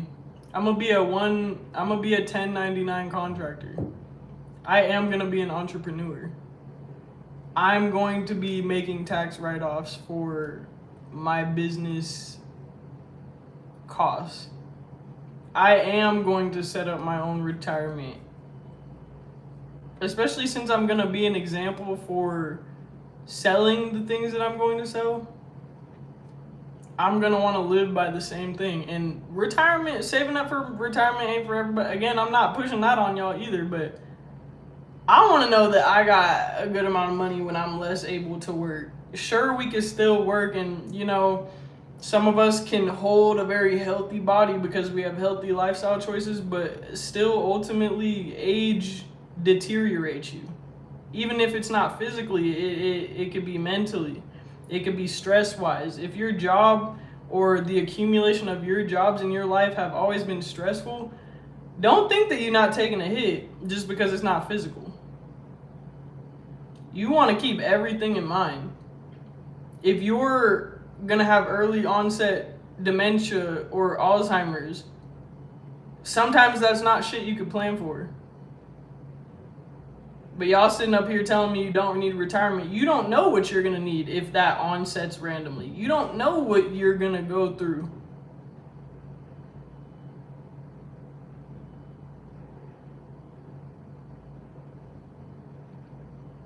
I'm not telling y'all this stuff just because it's fluff. And it was something that I didn't understand too much before I thought about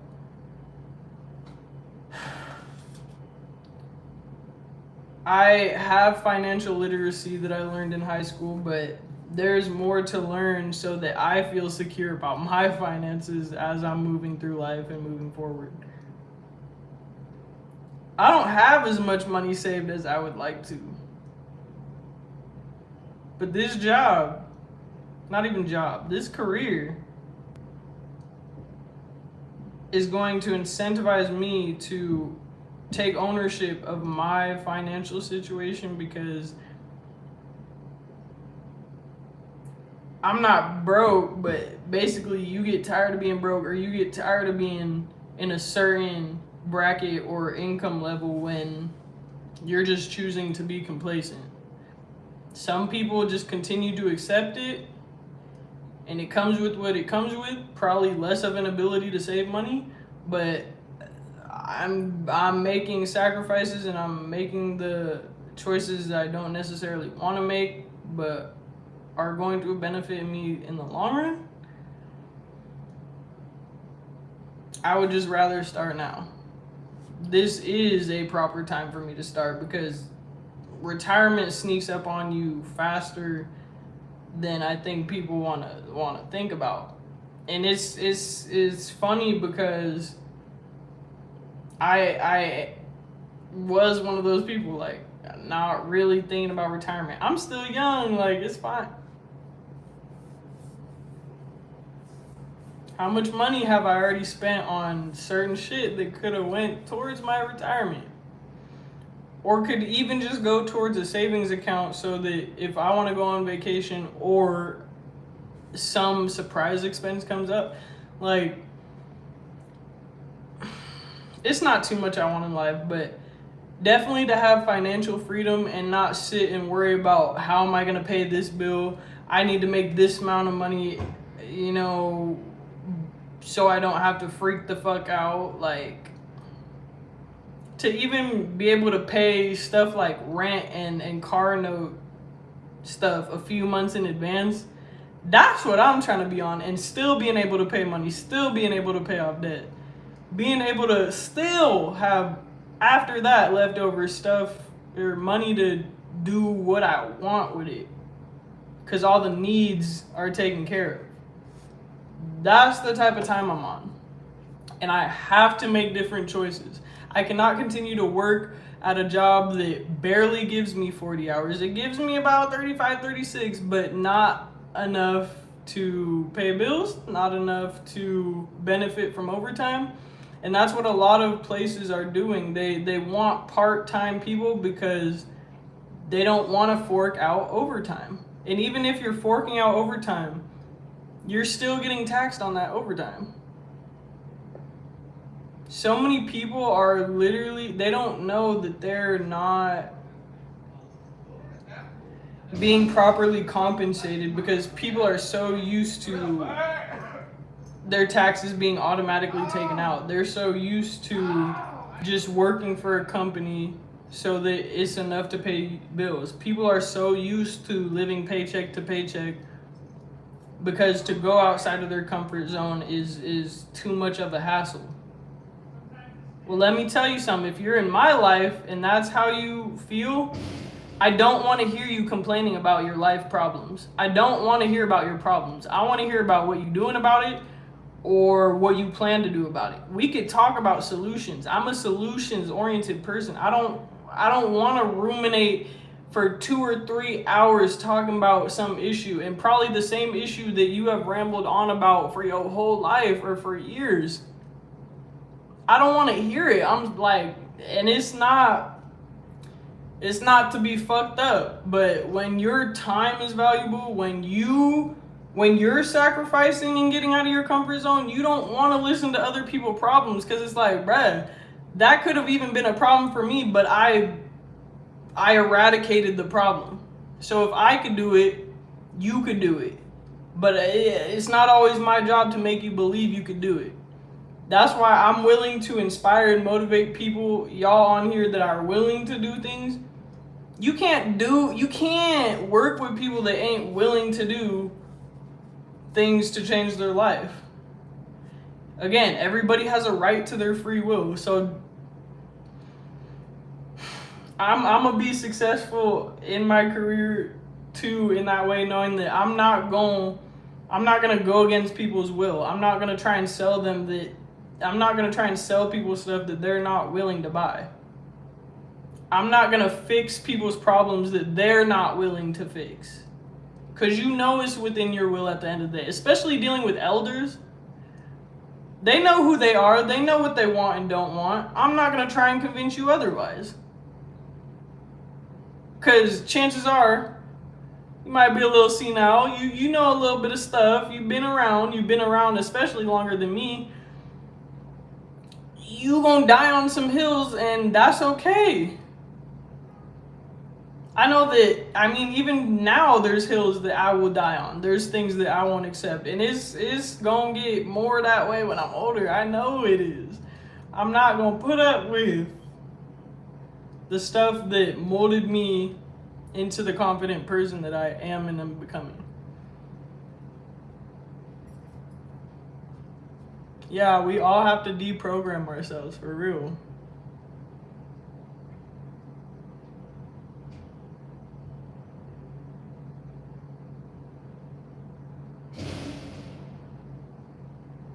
Thank you. How you do the little things is how you'll do the big things. I'm saying. I know, I'm already knowing. I'm gonna work on my punctuality. If I gotta show up to a place half an hour early not to be late, man, I'm gonna start doing it. When somebody says something's at 10, I'm gonna start telling my brain, you better not be there no later than 9:30. If it has taken me, if I've constantly struggled with punctuality, I have to start tricking my brain. I have to start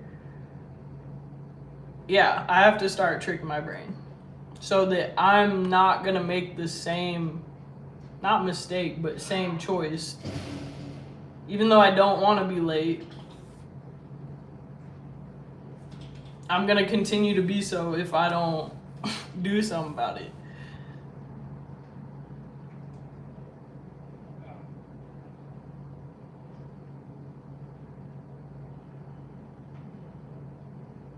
You say you don't want to run across my live, yet you're in here typing, so thank you for your contribution to my channel, whether it's hate or love. That's what people don't understand.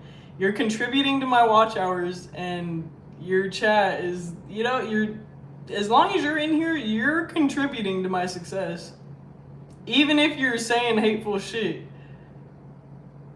it's gonna roll off, cause you're still doing me a service. You're still benefiting me. But y'all probably don't think I'm smart enough to think about that. Hate all you want. Matter of fact, go crazy in the chat. Go stupid, go crazy in the chat. Cause you're benefiting me. Still. My pronouns, I'm not worried about pronouns. I am who I am. Hey.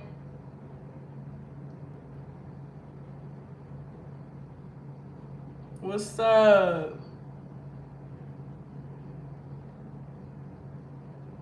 Thank you.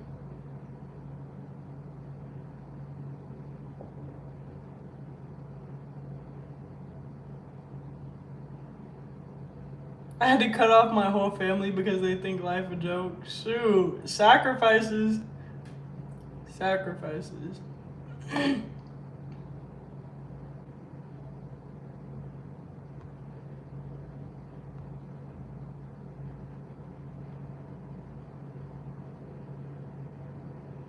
Y'all are fucking weird.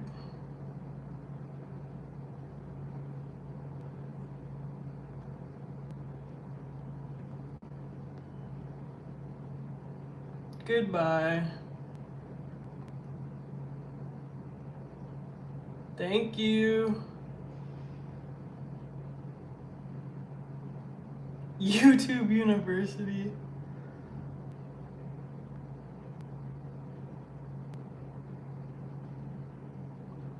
Yeah, for real. F the BS. God bless you too. Where am I at? I'm at the crib in Arizona. See, it's that easy. I don't need y'all taking up room in the fucking chat. I want to read the shit that is actually relevant. Thank you very much. Another reason I don't necessarily need moderators. If my moderators aren't in the chat or aren't in the live, I could do it myself. Goodbye. I'm not even gonna give people a chance no more. I don't care.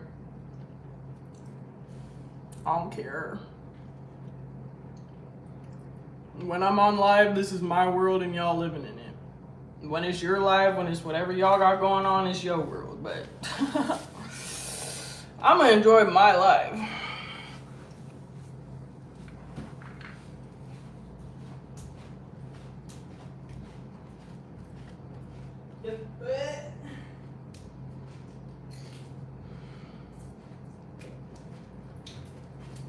Got a lot of niggas pissed off.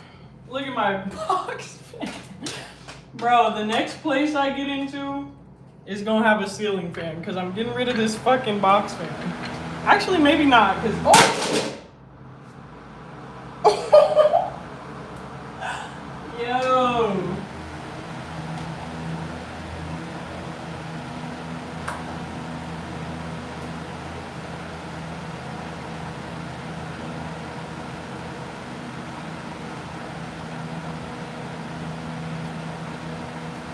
And I know some of y'all gonna make fun of my box fan. I don't give a fuck. I don't give a damn. Because I told y'all, if some of y'all been with me, or I'm gonna tell you now, like, I done told some of the people that been on my lives, where I'm at now is my humble beginnings, but baby, this is not my final destination. This apartment ain't my final destination. My financial situation right now ain't my final destination.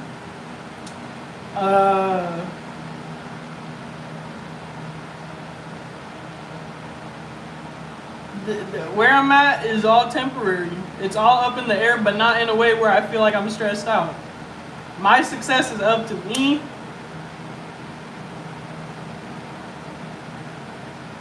And when y'all see me moving up, because you done already seen it.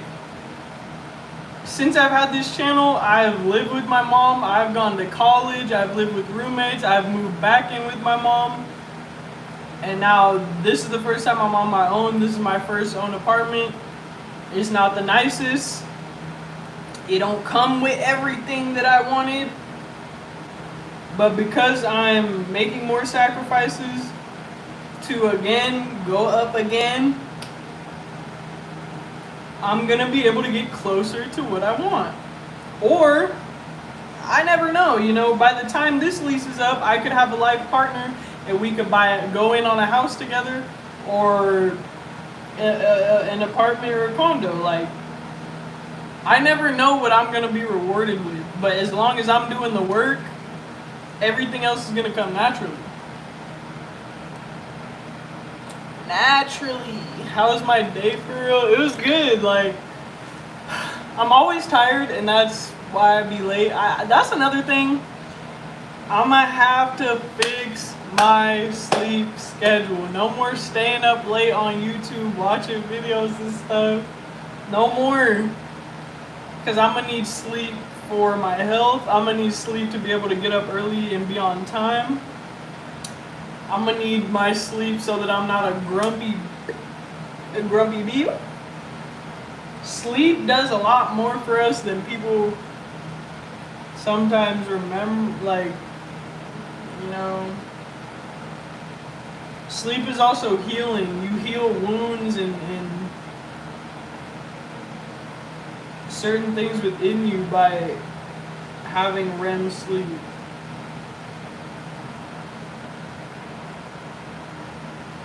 Seemed like everybody just get on here to hate on the next person. Let's share love and peace. I'm saying, bruh. And that was one of the things as a kid that was one of my biggest dreams, was world peace. Because I couldn't understand why I was brought into a world that is so chaotic and can be so painful. And I knew pain from early on.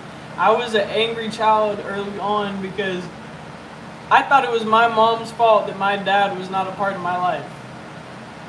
I didn't know what the truth was, but to be an angry child,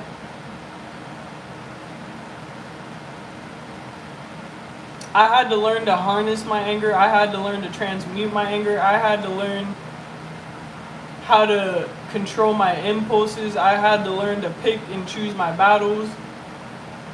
I had to learn to have compassion for people that project things that have nothing to do with me onto me because I'm a sounding board or I'm a mirror to what they don't want to change about themselves.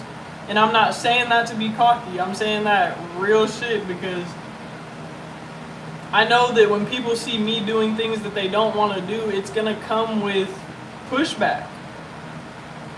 I've experienced it enough times as a go-getter, as a hard worker. Like, people don't want to see you doing better than them.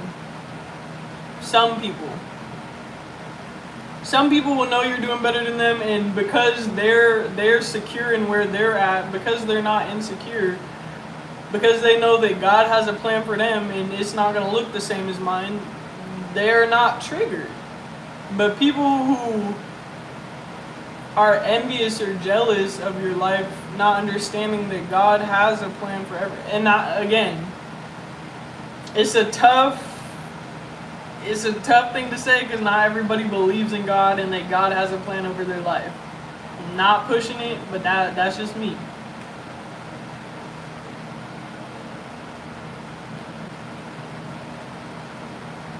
Thank you.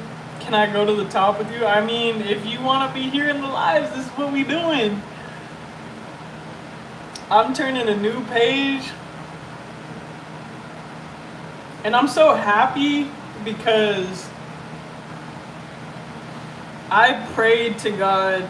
I don't think it was yesterday, but I think it was the day before or the day before that. But there are times I shed tears. There are times I genuinely pray like, God, please just bring me clarity, bring me the answer, bring me an opportunity, show me the way, put things in my path that you intend for me. Because I don't want to be confused.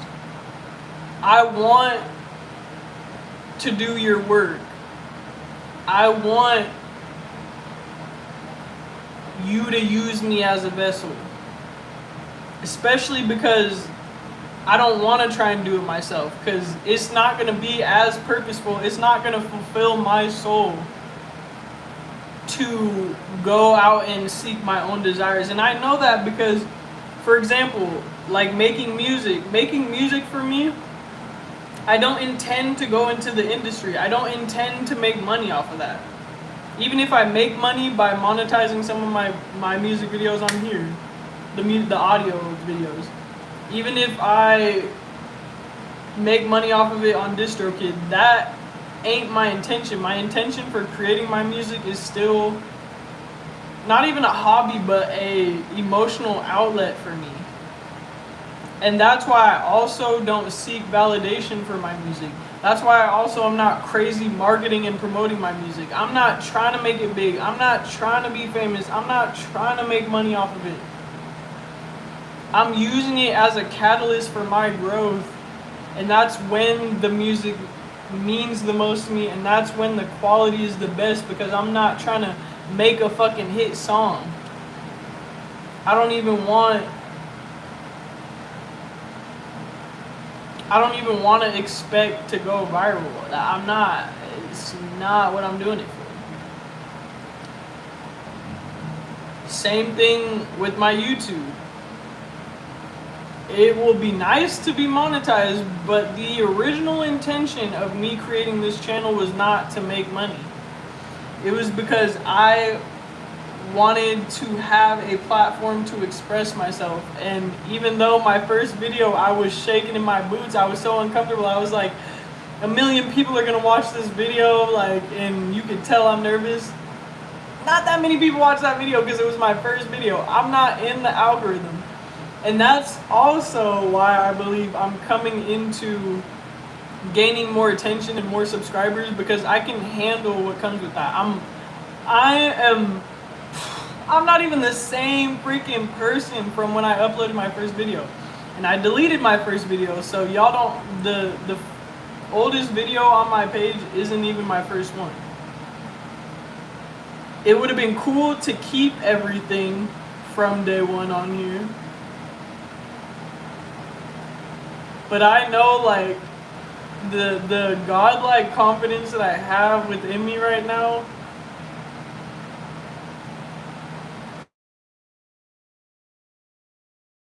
far than I could have ever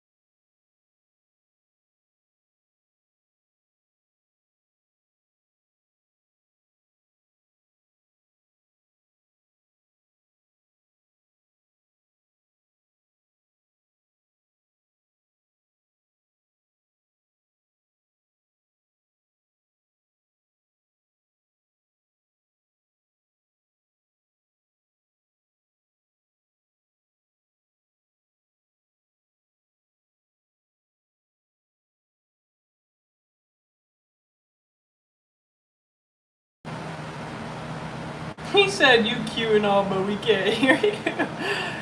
Oh shit, what's up, gang? The second interview was good. Again, it was a group session. They just kind of broke down like what we're gonna be doing, what we need to do before we can actually start earning commission. Like, I gotta get a state license, I gotta take an exam, I gotta get business cards and a office space and a phone number and email. They were just breaking down everything that comes with actually committing to the process. And again, they gave us a survey. This one was multiple choice though, it wasn't writing responses. So I think it was just like another, like, it was a second confirmation, like, are you sure you want to do this? And I like how they went about it, because it's like you have two opportunities to like bail out if you're like, I'm not so sure if this is for me, I don't know. They gave us two opportunities to do that. So if you sure, like, let's do it. And everybody from the second day in the room was sure, so. And they ain't even gonna be my competition. Like, I'm ready to work with these other people, like, make some shit shake, get these dollars.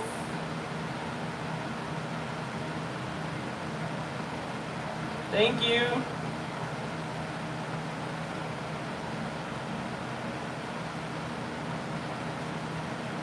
Thank you. You did not change my tires. Stop lying. What up, you lying? Why you always lying? Oh my god. Stop fucking lying. And you know what I also learned too? Like, just a little random.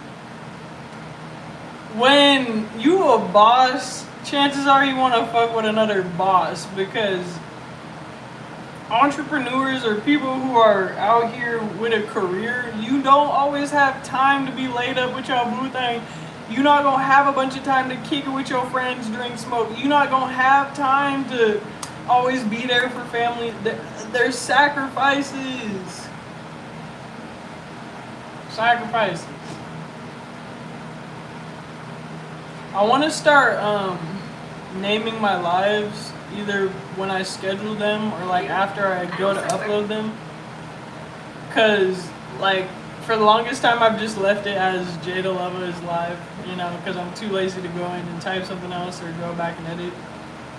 But as I'm gaining more attention and just trying to like have more structure for my channel, I'm probably gonna start titling my lives around what I'm talking about, because I've been talking a lot about sacrifice and mindset today, so I'll probably title this like sacrifices or something. I want to start titling my lives so that if people play it back, they know what they're gonna be watching, what to expect to hear about. I don't know, I just feel like that's a good idea.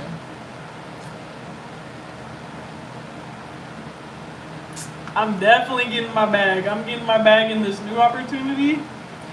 And I'm getting my bag on YouTube because I need some passive income too. In case my like if I have bad days or bad weeks doing commission, I want to know that on the back end I still got other income coming in, like multiple streams of income. And who's to say that I can't outdo what I think I'm capable of in this career? Who's to say that that career alone don't generate multiple income streams? Who's to say that blending my marketing here on YouTube with my career isn't gonna generate stream? Like, I was thinking about what I'm gonna do with my memberships once I monetize. Like, y'all will get early access to like, possibly get early access to my music. You might get exclusive content that regular subscribers are not getting. You might get knowledge from my career that is stuff that like people make you pay to have them teach you. It pays for you to know stuff in this world. Knowledge is power. Remember that. But I think what I can also add into my membership is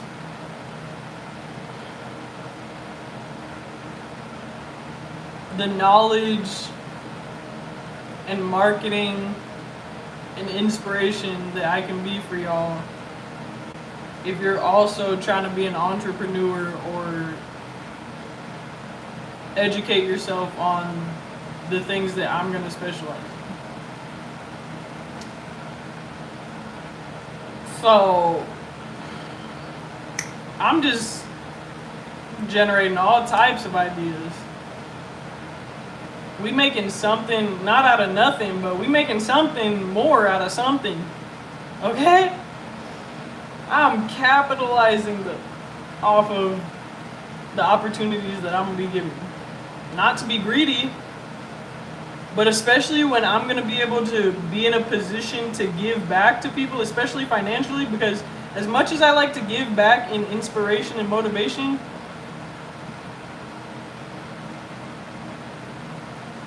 I would love to be able to financially give back to people or to organizations that need that. I don't want to be placed in a place of power or authority to abuse it, or to be greedy, or to be gluttonous. I've already watched enough people, and I've watched the pride come before the fall. We see it on the news all the time with people that start making them big bucks, and then people are getting assassinated. People like doctors and stuff, because they're doing malpractice. They're doing stuff to make more bucks. They're not actually trying to improve people's lives. It's sad, but a lot of people that get into a place of power, man, that power do something to you. And that's why I'm going to always stay obedient to God. I'm going to always be humble.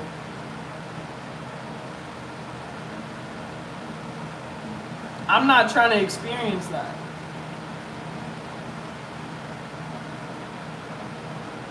Hey.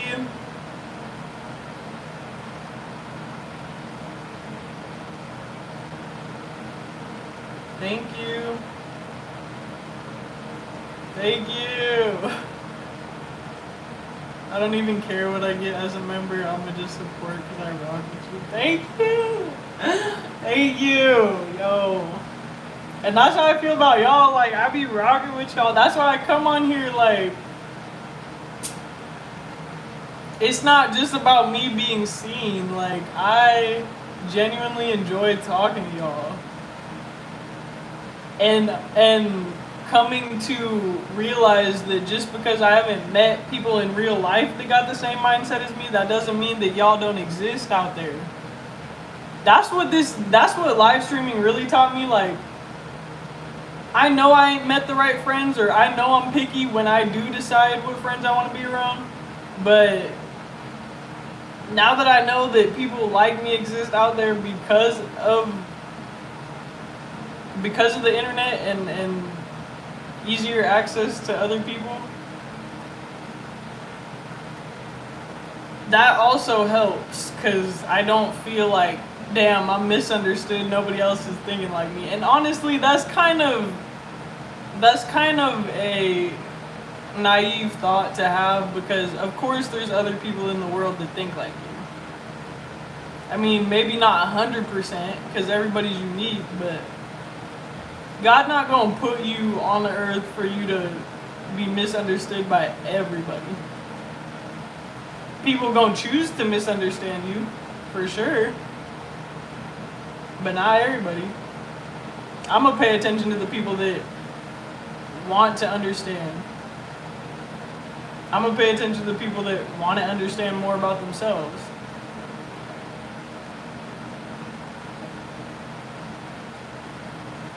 I thought she was just fine. See? It's funny because somebody recently, like, approached me very lustfully, and definitely regretted that, because they thought, I don't know if you thought anything. He just had certain intentions that he wanted to live out, and I was like, nah, bruh. I respect myself too much. And even though it kind of frustrated him and he didn't get what he wanted, I know he respects me for it. And I'll take respect over people pleasing any day. That, like, I have learned too many times, even though sometimes it's nice, like, the temptation to want to just, people do be horny. People do, people do, like, have bad habits and want to, like, smoke or drink. But, like, when you have a certain discipline and you remember that these actions come with certain consequences, including complacency, I'm cool off that. I'm cool. Nice to meet you as well. I'm from Washington State, but I moved to Arizona.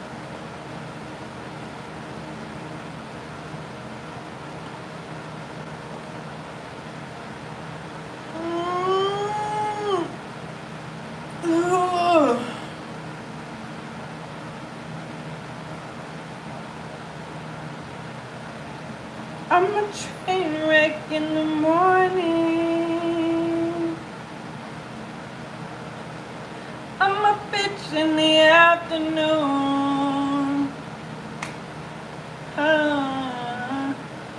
Every now and then without warning,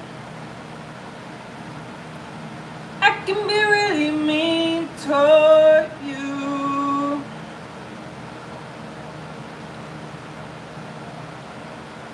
I'm a puzzle, yes indeed. Yes, babe. Ever complex in every way. And all the pieces aren't even in the box. And yet, you see the picture clear as day. I don't know why you love me. And that's why I love you. You catch me when I fall, accept me for the no.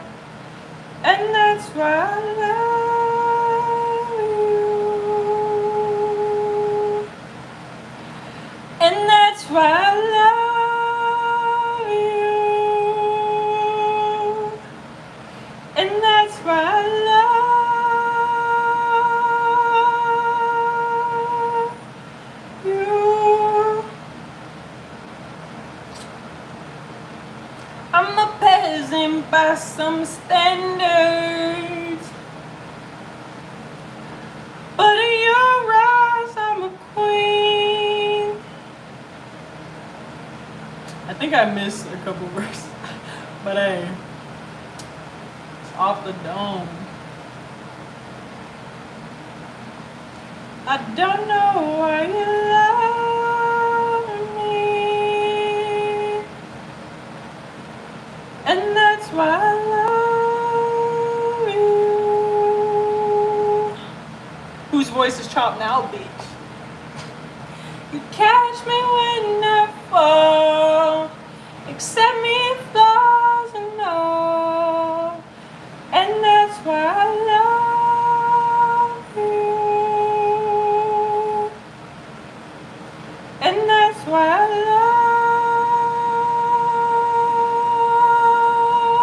love you.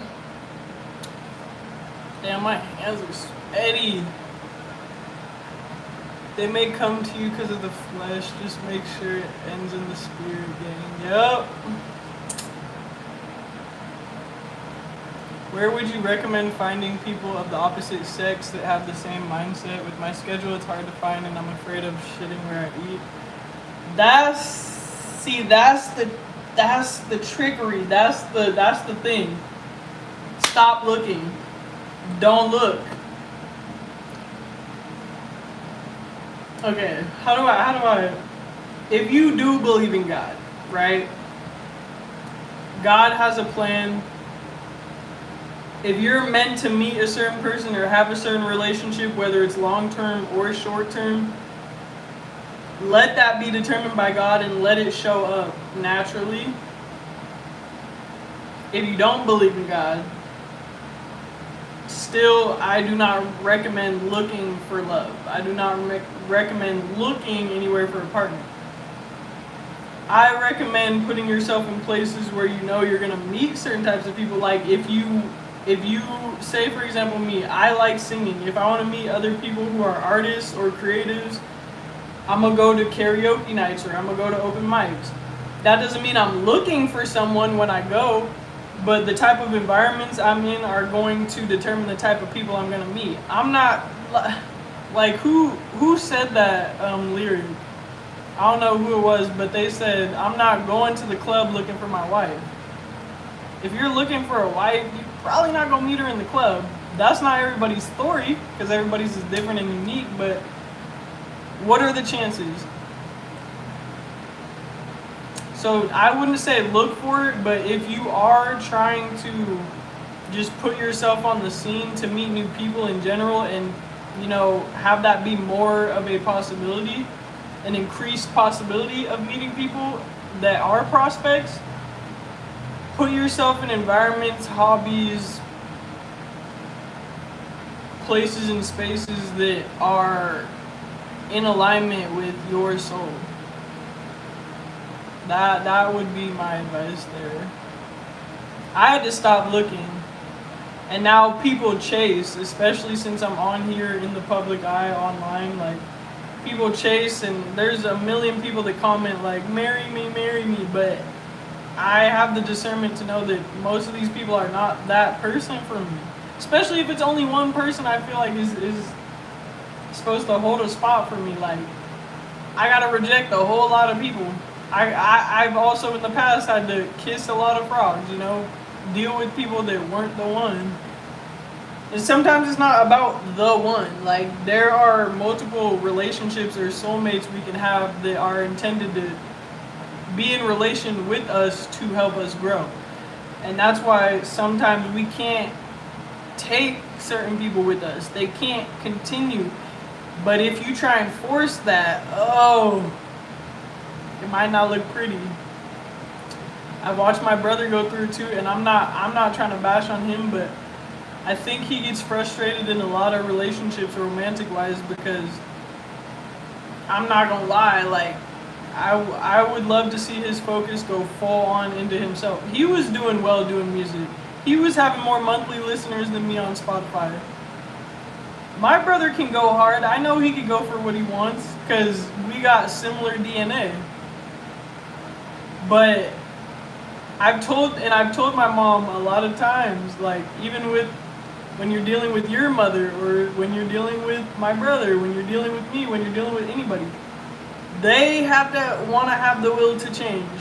You could give them all the advice, all the support, you could hold their hand, you could coddle them, you could sacrifice your finances, your resources, your energy, your time. But if they're not willing, they're not willing, and it's not that time. And when that time comes, because they've hit a wall enough times, they'll naturally not want to hit the wall anymore. But everybody is on their own timing. And because I've been able to like let go of expecting certain things from family, friends, romance, whoever, whatever, because I've learned to have reasonable expectations about stuff, I don't hold resentment for people when they don't change. I don't hold resentment and anger when people treat me the way I don't want to be treated, because that's a reflection of you. That's not a reflection of me. If you're coming towards me in a lustful energy, that's not a reflection of me. That's a reflection of you.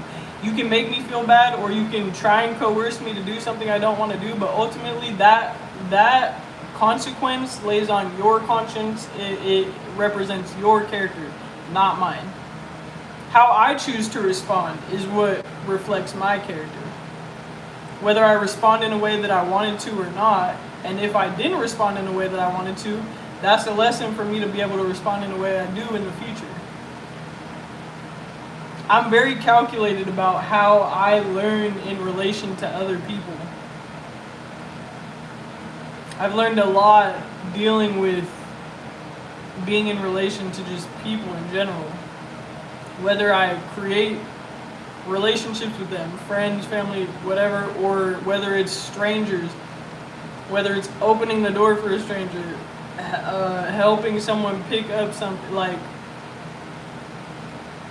you learn so much more about yourself and the world in relation to other people. At least for me. Thank you. I know I don't usually be on here this early, but after my interview, I was like, I mean, I'm not going to go back to Mendo because I no call, no show. And that's pretty much my final, like, that was the nail in the coffin. I knew last night that I wasn't going to show up today. But I knew it was because I'm showing up for an opportunity that is for me.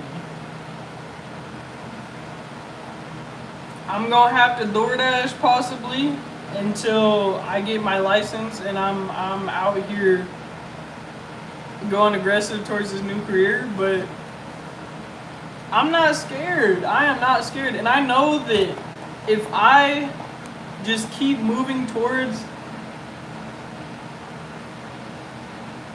improving myself,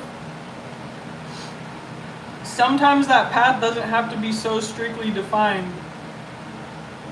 Like, I don't need to stress about making 100% the right choice. Like, what does God 100% want me to do? No. We're still going to make mistakes. But ultimately, I'm going to go hard because I know that God is going to match whatever energy I put out. Because I already have received results of what I put out, but I want more. So I'm going for more.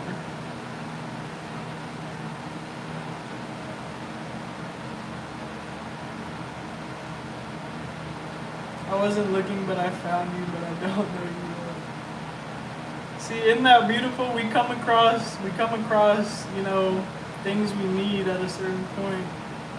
You'll be watching me every day. Thank you. Now, I can't promise I'll be on here every day, because listen, not only am I going to be in the office or doing field days out, creating appointments, not only am I going to be doing that for a long time, but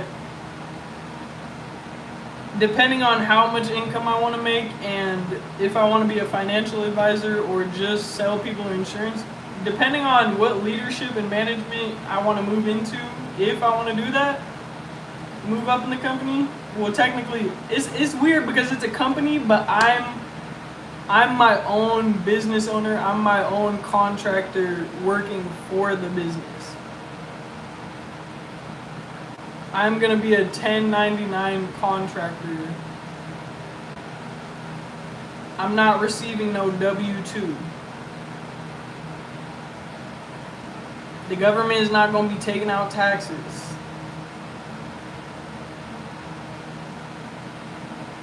But I will either need to educate myself and familiarize myself with how I'm going to keep my own finances and my own, like, logs of the business part of it on my own. Or once I can afford it, I need to start paying someone who can help me with that. And the guy that was talking to us today, he said he pays someone to work on his, like, tax. And that's what I mean, like, knowledge is power. People who are tax preparers make good money because you're helping people receive the most back for what they put into.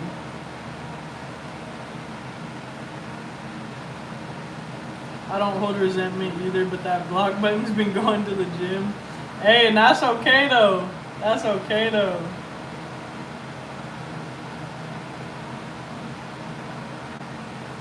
I'm going through the same thing. I'm tired of trying. When you get tired of trying, just don't give up completely. Like, I had to understand that I can give up on a job that I no longer feel is for me once I know that that is my decision. But that doesn't mean that I'm just done with life. If a job is not for me, if a career is not for me, I should be exploring what I feel is. And it's weird because as I was looking and applying to places, I wasn't thinking about a bank, working for a bank. I wasn't thinking about a sales job. I wasn't thinking about commission only, because that has, honestly, the thought has scared me, because you're not guaranteed commission. A lot of people in this world are guaranteed hourly, but you're not guaranteed commission. If you don't put in the work, you don't make the commission. And it's the same if you flip the coin, though. If you do put in the work, you make the commission. But ultimately, it is not guaranteed.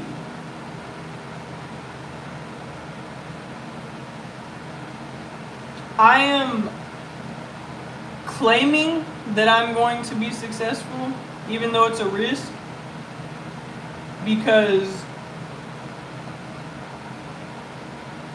I am accepting that it comes with risk, and I am choosing to defy my fear. I am choosing to face it. Now, it's not necessarily the biggest fear of mine to go from an hourly job to a commission job. That's not like, oh, when people ask you what your fears are, that's the first thing that comes up. No, people usually say spiders, snakes, the dark, claustrophobia. People usually have certain types of fears, but if you want to change your life, you gotta break down what other fears you are not facing or that you want to face. I am choosing to overcome my fear of moving into a sales commission-based job. I didn't think that was something that I was going to run into, but because I want to take a risk on myself in a way I never have, I'm choosing to look at an opportunity that I would not have considered in the past. And it can be tough because our ego wants to keep us safe, right? It doesn't always tell our mind the best thing, but it wants to keep us safe, right? But sometimes keeping us safe keeps us in that comfort zone. My ego could tell me, sure, a commission job, I can make this amount, but I feel like it's the safer option just to have a steady income working hourly. That was something my brain was telling me. And it's hard because you want to make the best decisions, but risk comes with failure. Risk comes with success. But ultimately, do you just want to be comfortable or do you want to take a risk? The choice is up to you, and you're not going to be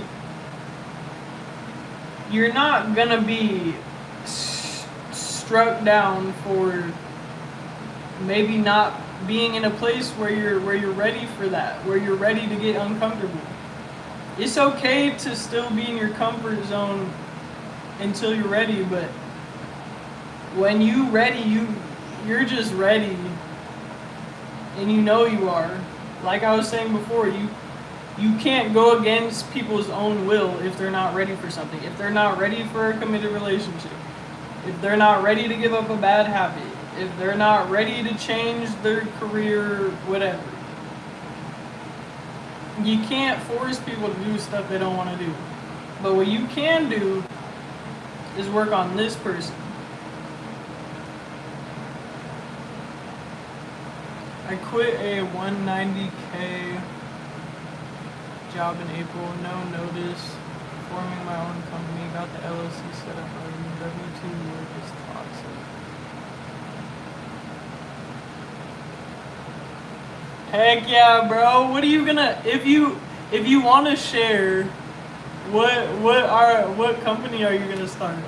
But I understand if you don't want to share because monitoring spirits and sometimes we gotta be quiet on the creek. Sometimes we gotta be quiet on the creek. I get it, but good for you, bruh. Period. And that's the thing too, is like just because we can hit a certain financial place that we want to be, still doesn't mean that we feel a sense of purpose or fulfillment. Still doesn't mean that that's something we want to stay in. Still doesn't mean that that it ultimately makes us happy. People think more money is gonna make them happy, but you gotta remember that money is a tool. It's not the end all be all. People are so focused on money because there's such a lack that they have of it. And it's understandable. It's understandable. But to continue to try and work super hard to get more money, to continue to work under the system that don't really work, I'm not going to be someone that's going to lie to myself anymore or sell myself short of my potential. Even though it's scary to... Entrepreneurship ain't for everybody. Being your own business, having your own business ain't for everybody. Taking ownership of certain aspects of your life, finances, whatever have you, career, taking certain ownerships of those things is not up for everybody. Some people want to go clock in. Some people want to work for a 9-to-5. Some people do enjoy the loyalty they have to their company. And I'm not bashing nobody that's on that. Our stories are all different. I'm just telling you mine. I'm just here to share mine. And to also, like, I wanna hear about your guys' stories too. What else do I need to get monetized? I definitely have enough subscribers. You only have to have 500, but I need 3,000 watch hours to get the first part of the program, which will give me access to the monthly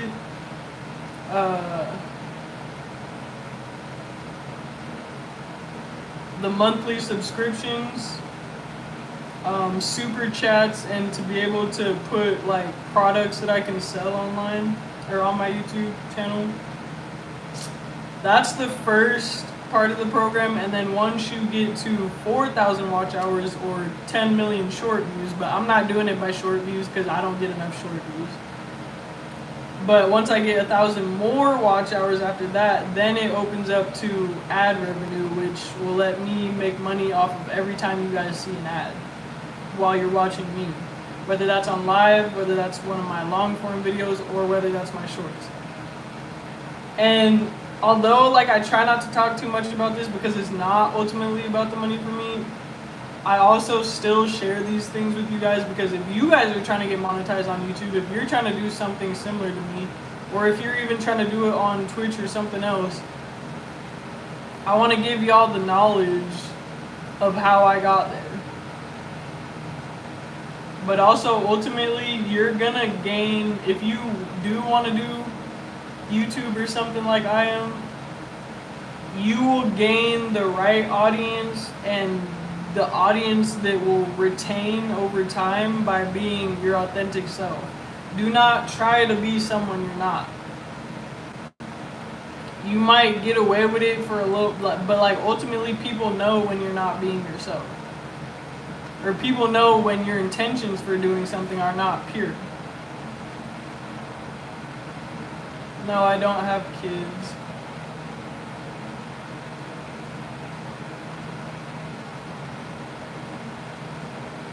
It's going after state and federal government contracts.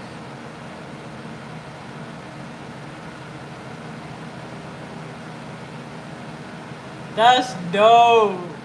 That's dope. See, and that's why I'm excited, and I'm not, as much as I am nervous about this opportunity, I'm equally as passionate because this will provide me with a sense of purpose and fulfillment I have yet to experience in any job I was working for another company, or even somebody else who was their own entrepreneur. I used to work for this cleaning company. This lady started her own cleaning business, and she cleans nice houses in Bainbridge Island and Paulsbo back in Washington. It was cool. It was nice to like support someone else's dream, and doing things like that again shows you that it's possible for you to do it yourself. But I don't want to work for another company or another big boss again who is going to determine how successful I am or am not going to be. I want to determine how much I'm going to earn, and opportunity presenting itself. Take it or leave it.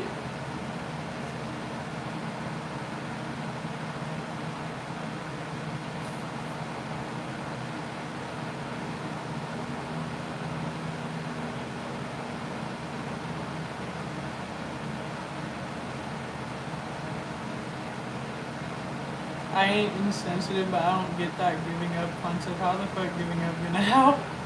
You miss every shot you don't take. I swear, bro. That's why in times when like I'm breaking down and I feel like God, I don't know what the fuck going on right now, but it's not cute. It's not giving. At the times when I'm at my lowest, I've been at that point enough times to know that it do come with a breakthrough.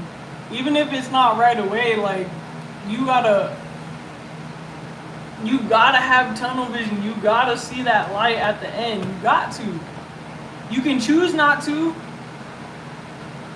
but if you don't want to give up, you gotta see the silver lining in the shit. You have to accept that.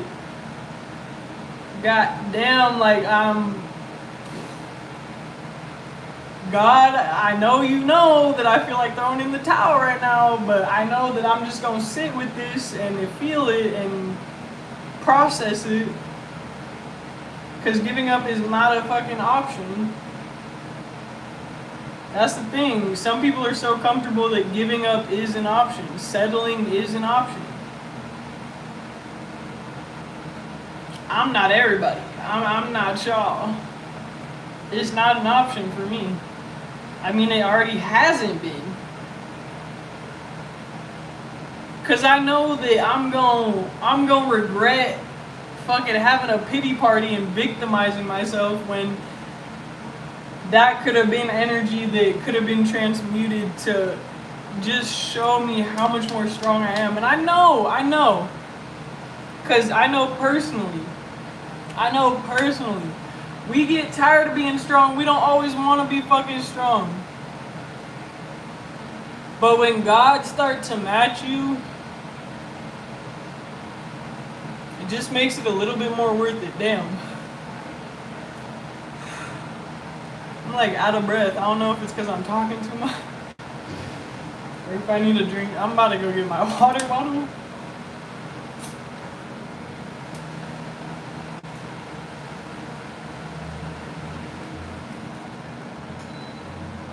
I'm actually hot as fuck, bro. Sheesh.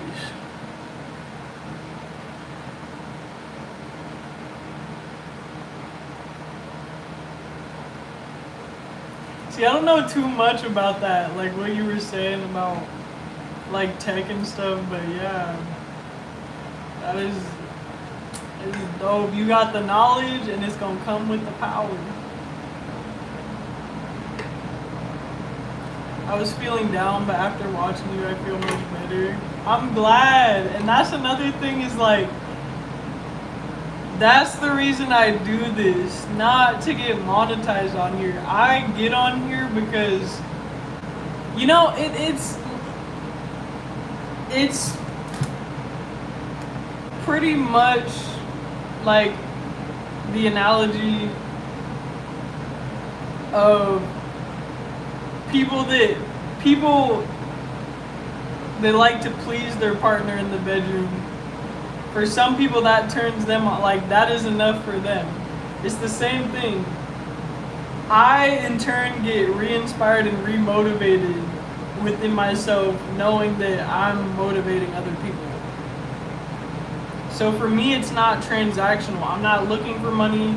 I'm not looking for y'all to come on here.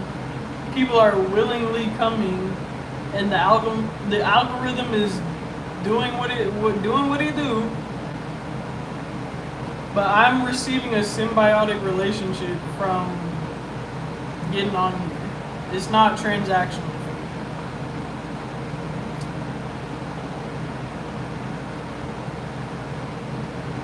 Thank you.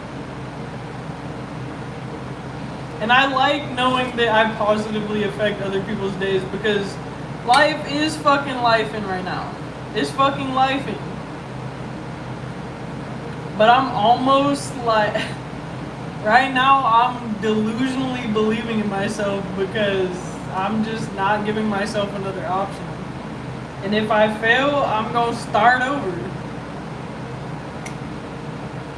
I'm not just gonna lay on the ground and be a sad lump of shit.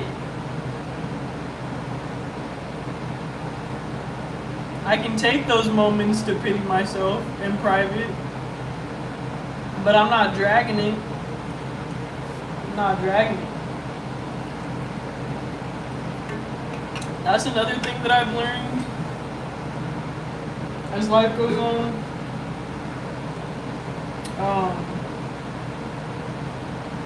Honor how you feel, but don't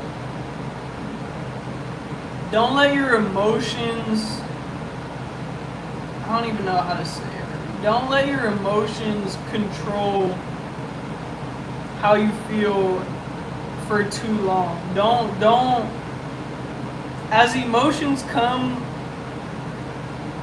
let them come in, feel them, be present, process, and when it's time to let it go, let it go. If it's harder to let it go, that's okay, but understand that you gotta sacrifice those feelings to start feeling better, getting back into your groove.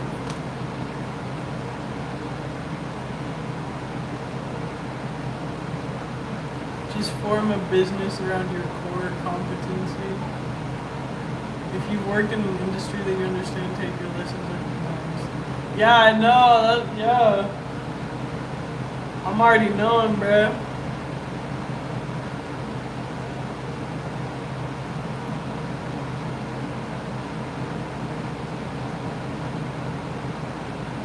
Hey.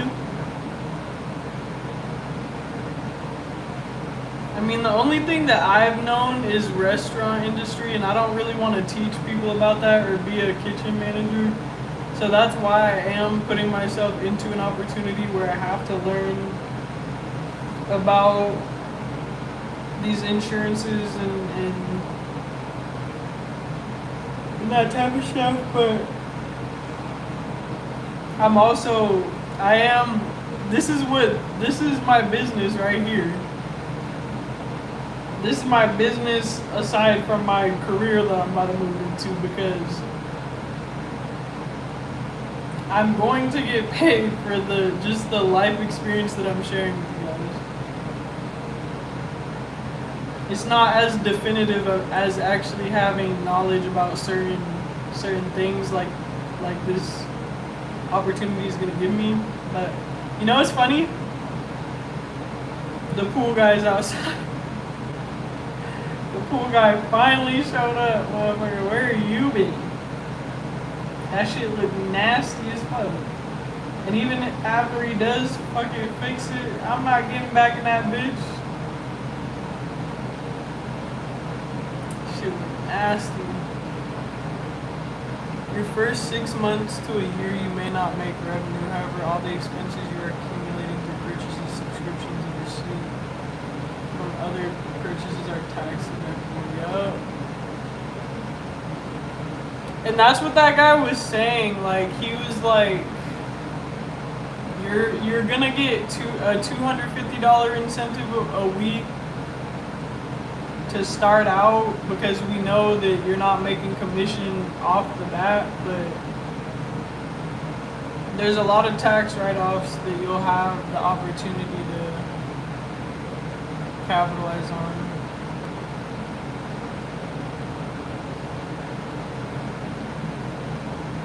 Because the money you've contributed to your business reduces your own personal tax. Yup. And that's that shit I like, because so many people's energy and time that they're putting into these 9-to-5s to receive the money don't even know that they're getting ripped off when it's tax time. People think they're getting a return in addition as a reward for the work that they did throughout the year. But in reality,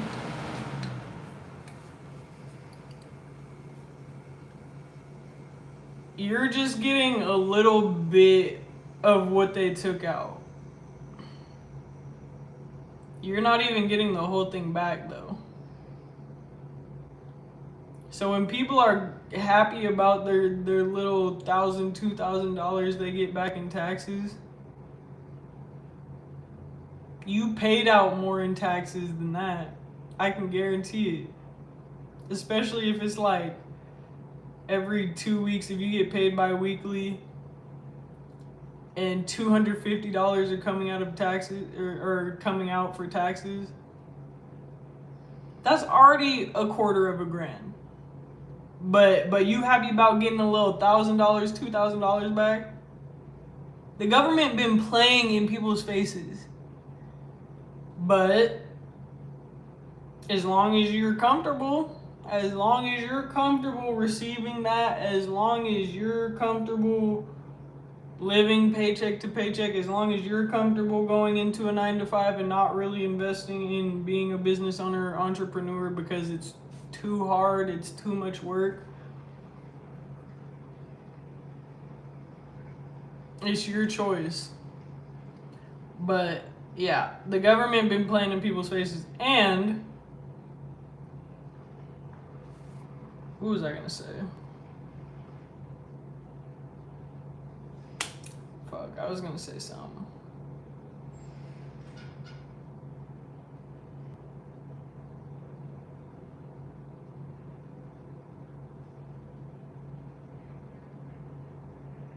I just want more people to believe in themselves. I want more people to fight against the system. And you know, as much as this is a risk and it does scare me, I think it's a healthy fear, because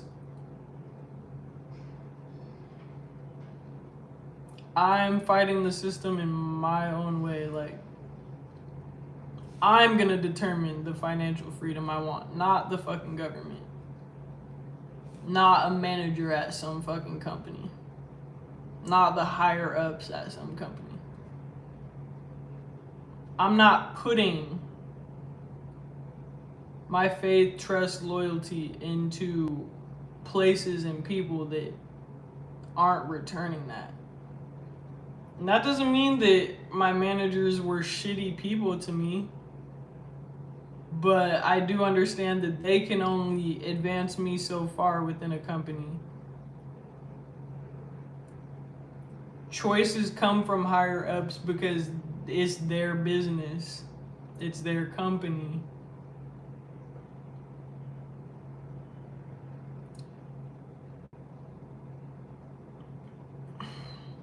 And I can sit and complain about being overworked and underpaid, or I could be solution oriented and do something about it, whether I'm scared or fucking not. Do I want to be complacent and stay where I'm at, or do I want to be a little scared and make the leap?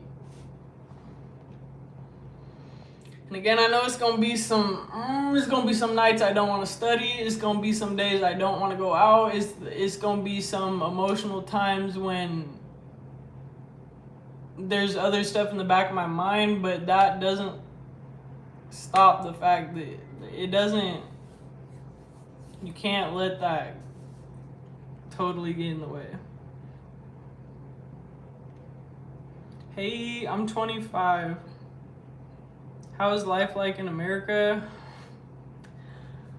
Eye-opening, disappointing,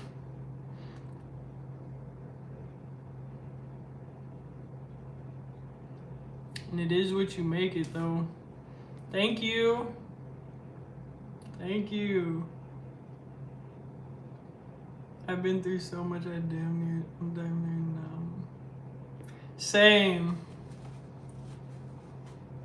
Life too short to be wallowing. It really is. Like, I had to tell myself too, like, you're in your mid-20s. Like, I know when you were in your early 20s and your teens, like, that is the best time, in my opinion, to fuck up, to make mistakes, to waste your fucking money, to do stupid shit. But the closer you get to retirement, the closer you get to just aging,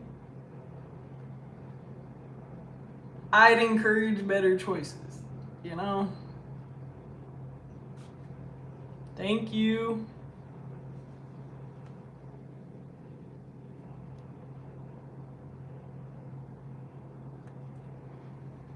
I'm from Washington State, but I moved to Arizona. Exactly. How are you gonna take my money, give me less than half back a year later and expect me to be grateful? So we be on the same time. And that's something that, like, you gotta tell yourself eventually. It's like, they really playing on our faces, like we really getting fucking scammed, but they gonna throw so many distractions in your face, or this is what this opportunity could do for you, though. They're gonna lie to you. They're gonna lie to you because they want people under their fucking foot. They want to step on people. The government wants to step on people that are just gonna fucking lay there.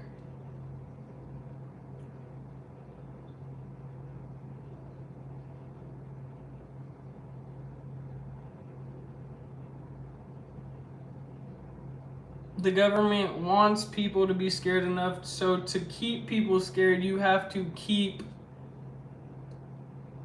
making decisions that negatively affect people. The government has to continue, and I'm not saying this like I think it's right. I'm saying the government has made its aim to make people feel powerless and to live in fear so that they retain that control. And what makes me happy, but I need us to go up a little bit more. What makes me happy is seeing people take ownership of their lives and to figure out smart ways to say fuck the system. Because we can go out on the streets and we can do chaotic shit and vandalize shit, but why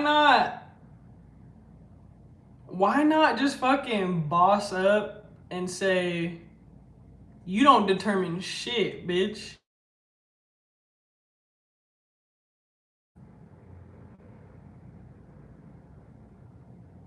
Ultimately, we do still have to pay to Uncle Sam, even if we are having tax write-offs and we're our own business or entrepreneur, but I want to have a little bit more say in what I feel like I owe you. I don't want to have to owe you from every single fucking paycheck that I'm working just to not even make all that back at the end of the year. Fuck you. So how can I say fuck you?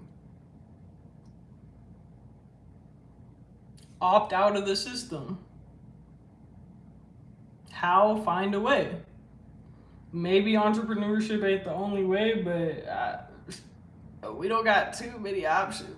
Unless you win the fucking lottery, maybe. Like, there's other ways, but, you know? Thank you. I gotta go to the bathroom. I don't know how much longer I'm gonna stay on here. It's already 3, Bookie.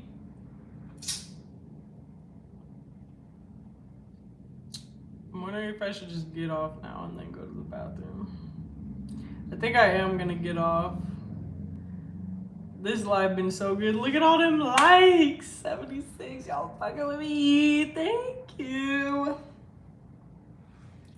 And you know what's funny is, like, for the last few lives, I haven't had much traction because I've just been chilling and doing whatever. And when I was choosing to come on here high, like, I was like, man, as much as I like coming on live, like, I definitely don't just want to be on here doing whatever, you know? There's a whole bunch of people coming on here on drugs or doing it recreationally for fun, for shits and giggles, but I could use my platform to elevate, not myself, not only myself, but other people. I can use my platform to elevate the collective consciousness. And if I want world peace or something close to it, helping other people just be aware that they are capable, that they have the power. I'm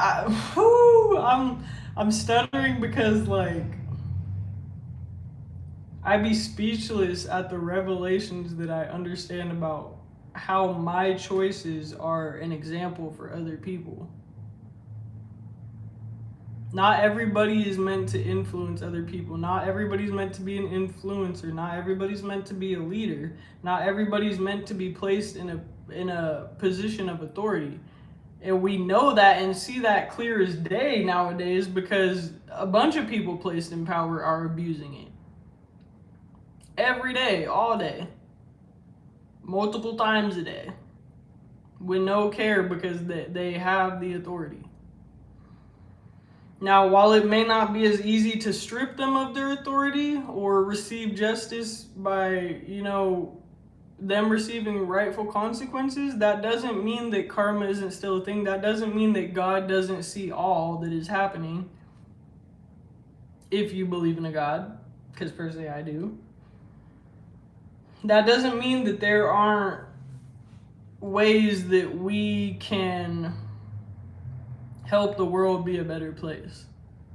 And I never knew that for the most part it was just gonna be me being an example. There were times when I thought I wasn't worthy of being an example. Sometimes I used to be a heavy smoker. Sometimes we don't, and that's why our story don't be done, and there's not really one final destination. Your testimony, you could be in the thick of an addiction and still be testimonial to someone. You could be at your lowest fucking point in life and still be testimonial, still inspire someone. Even for simply carrying a weight that somebody looks at you and thinks like, damn, I don't even know what I would do in that situation, or I don't know if I'm that strong. For example, I've seen a whole lot of people with missing limbs, whether it be an arm or a leg, that will still like ride a bike. You got one leg and you still riding a bike? But I don't think I'm capable of this little thing that I'm worried about in my head. It's beautiful to see other people make it happen, because it tells me, like, what excuses are you fucking making for yourself? Are your excuses valid? And why are you, like, ultimately your excuses are probably what you're using to keep you in this illusion of safety. No, I'm not married.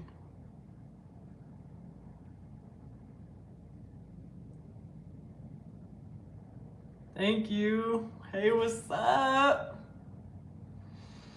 What's up, what's up, what's up? I need to get off of here, bro. It's been so good talking with y'all, and I'm probably gonna get back on, especially after it gets dark. I'm probably gonna take another shower.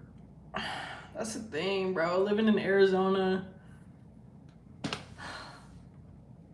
I pretty much take a shower twice a day, especially if I go to run, or especially if I've worked and sweated my ass off.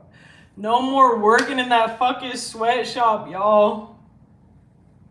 I don't care if I gotta DoorDash until, or like, I don't care if I gotta, yeah, I'm just gonna DoorDash until I start making commission. Like, I don't, cause what DoorDashing again is gonna give me time for is like, now I'm not gonna be trying to do that for too long, cause I did just get a new car and I'm not trying to rack up my mileage.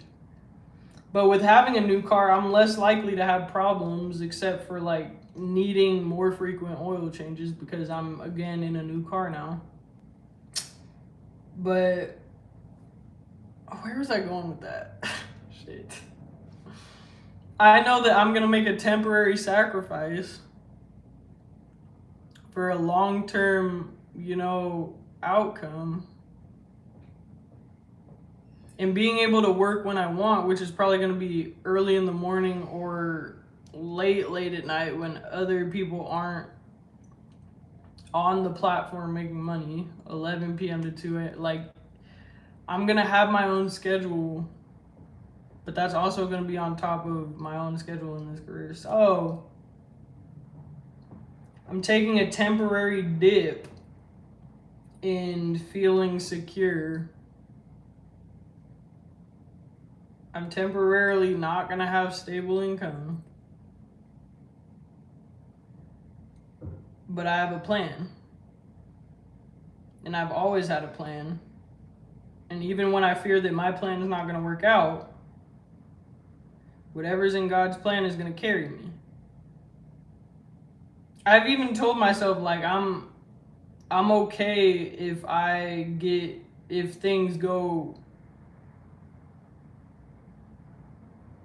not in my way so much that I would possibly have to move back in with my mom. That's really not a choice I want to have to make, but my mom has told me I always have a place to come home to, and even though it's comforting, it's the nest, I've already left the nest, so I intend to continue to soar and fly higher. I don't intend to return to the nest, but for that to always be an option, I love my mom to pieces. And I'm grateful that will always be something I can fall back on. Not everybody has a parent or parents or any support system that they can fall back on, so I'm grateful. But I'm not going to utilize that opportunity before trying and not giving up. Yeah, no more sweatshop.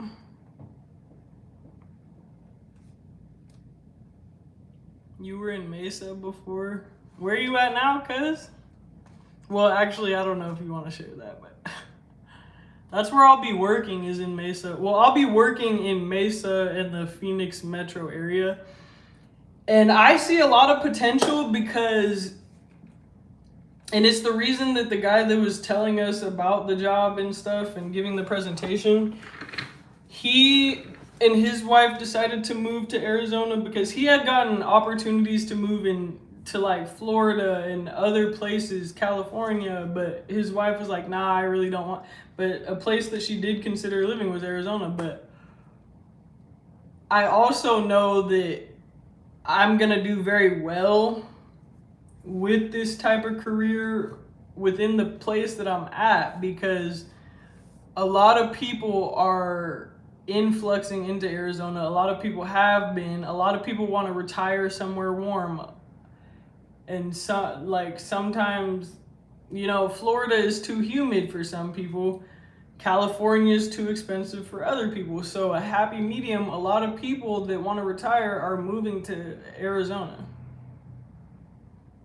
If I'm looking to help people invest into their retirement and insurances that are going to protect them from high costs of long-term care, estate stuff, whatever have you, I can become the person that these people didn't know they were looking for when they come out here to retire.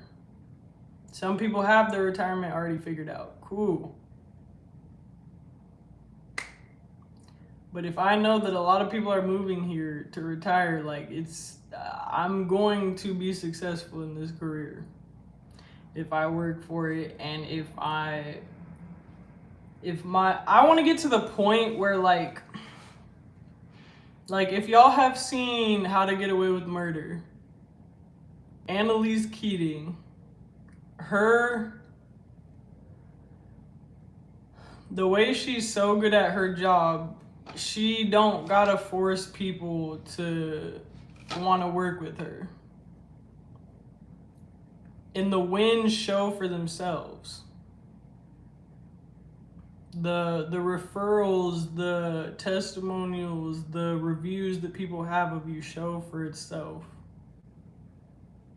The success gonna show for itself.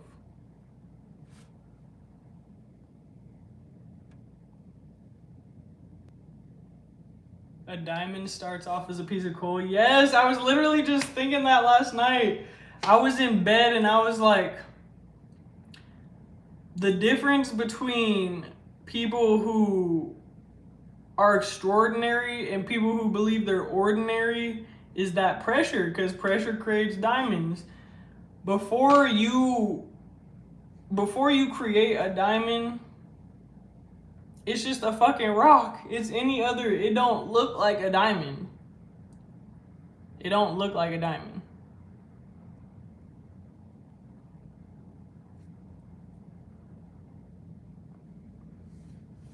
Well, I can tell y'all where I used to work because I'm not showing up there anymore. It was Mendocino Farms. It's a sandwich and salad restaurant. Dang, you in New Jersey, but you come over here, you be taking trips.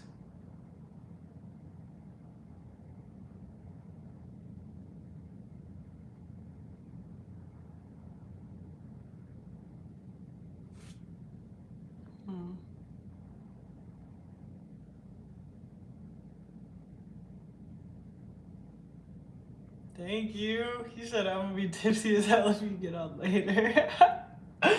I might drink a little bit more wine too, but I don't know.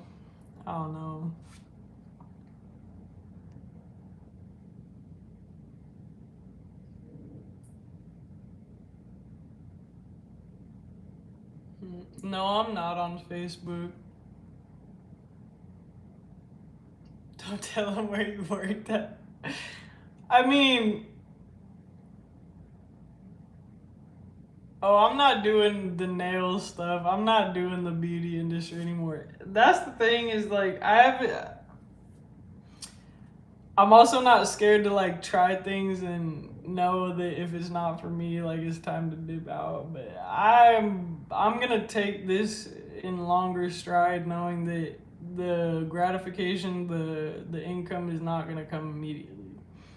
But I know that I have a natural ability to help others. I know that I have a natural gift of gab. I know that I naturally am able to talk to people and make them feel cared for. Not just ingenuinely, but genuinely. Like, I genuinely care about other people and their well-being. And so the natural abilities that I already possess to cater to that is gonna help me.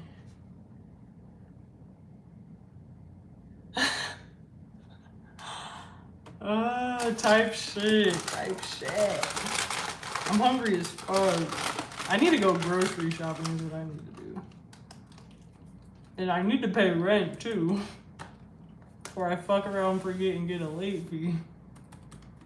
Again, not that I don't have my rent, it's just I ain't paid it yet. Sometimes I just like letting my money sit in the bank account before I gotta pay bills. Cause this world gonna make you feel so bad for being broke when it's just the economy. When our income just does not match up with inflation.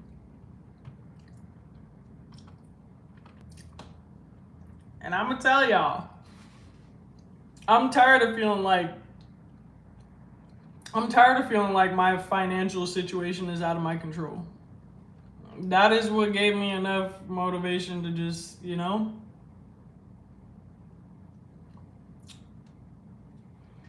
And I don't know where my channel is gonna take me in the future. I don't know that I could 100% transition to this and not even freaking retire doing this job for this long. Like, I don't know that for sure. I don't know what opportunities come in the future, but I'm definitely gonna work so that any type that is meant for me open up themselves to me. Yeah.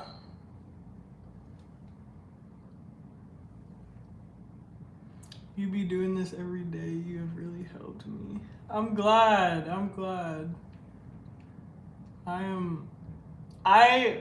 It makes my heart so happy to help other people, and it's crazy because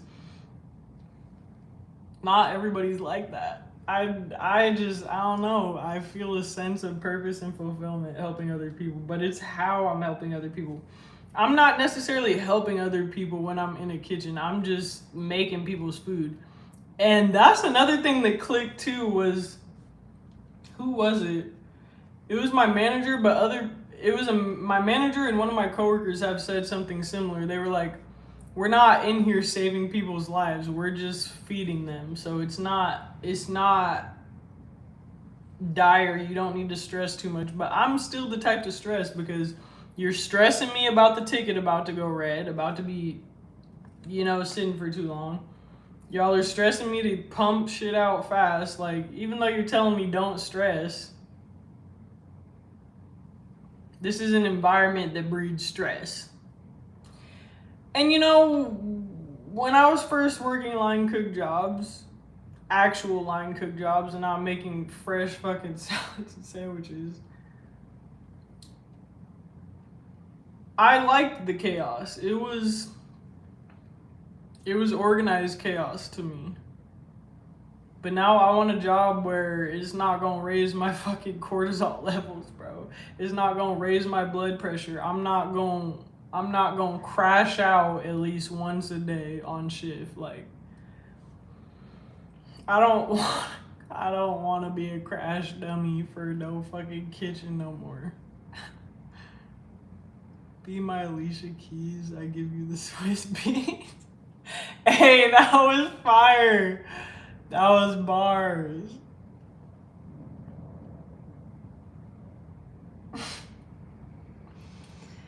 Dang, I don't want to get off, you guys, but I kind of want to take a nap. I was up till 4 a.m., bro, and that's why I walked in at 10 or 10:01 into that place. I need to start going early.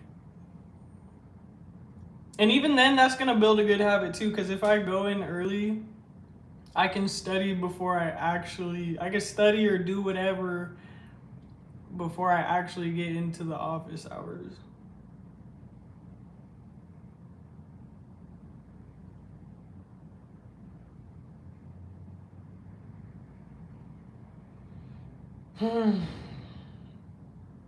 I'm wondering if I should go to the park at some point and get some sunshine, but I understand why people in Arizona be in the crib, bro. Like, if I'm really not trying to soak up the sun or turn 3 shades darker, I'm not going outside. I'm not going. Type shit. I'm getting all sticky though. It's time for me to take a shower. And that's exactly what I mean. I know too that like once I get good at what I'm doing, like the same shit I used to stress about, I'm not even gonna be stressing about no more. The same shit that I used to stress about, that I am stressing about right now, that I have stressed for so long, I'm not gonna be stressing no more. And I'm claiming that too. I'm not guaranteed that, but I'm claiming it.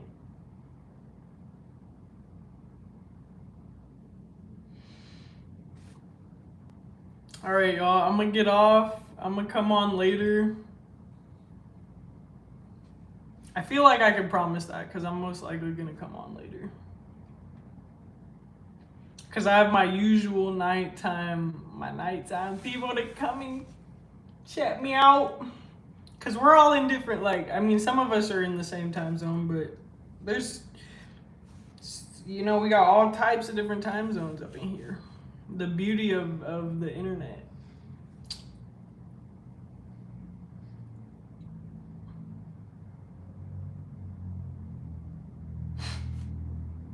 It's fucked up, but I'm so glad I just no called, no showed. Like, I hate that place.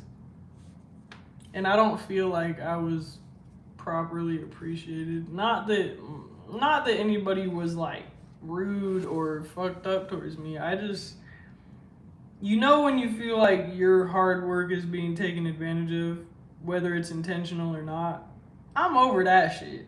Especially if I'm not getting paid enough for it. Bye. Iraq just got bombed. And that's what our tax dollars are paying for. That is why I'm removing myself from the system. My tax dollars are not going towards you fucking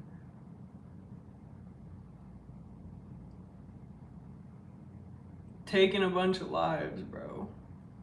You're not using my money for that shit. Why did that go through my head? This is the last time. That song's talking about fucking sex though, bro.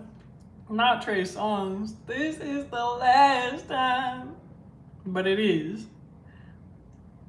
This is the last year y'all gonna get taxes up out of me, bitch. I mean, as much as you have, I guess I should say. We still owe taxes, but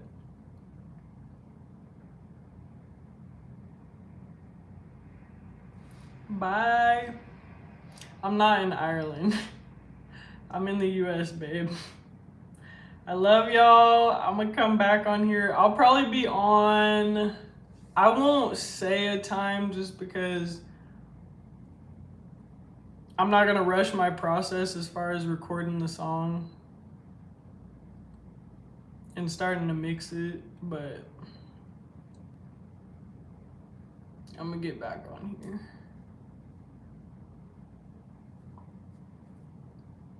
I love y'all. Be on the lookout. Turn on my post notifications if you don't wanna miss any more lives, or if you don't wanna miss me tonight. And I appreciate anybody that has subscribed. I appreciate the love, and I intend to give that back. I intend to give the same energy. I'll see you in a bit.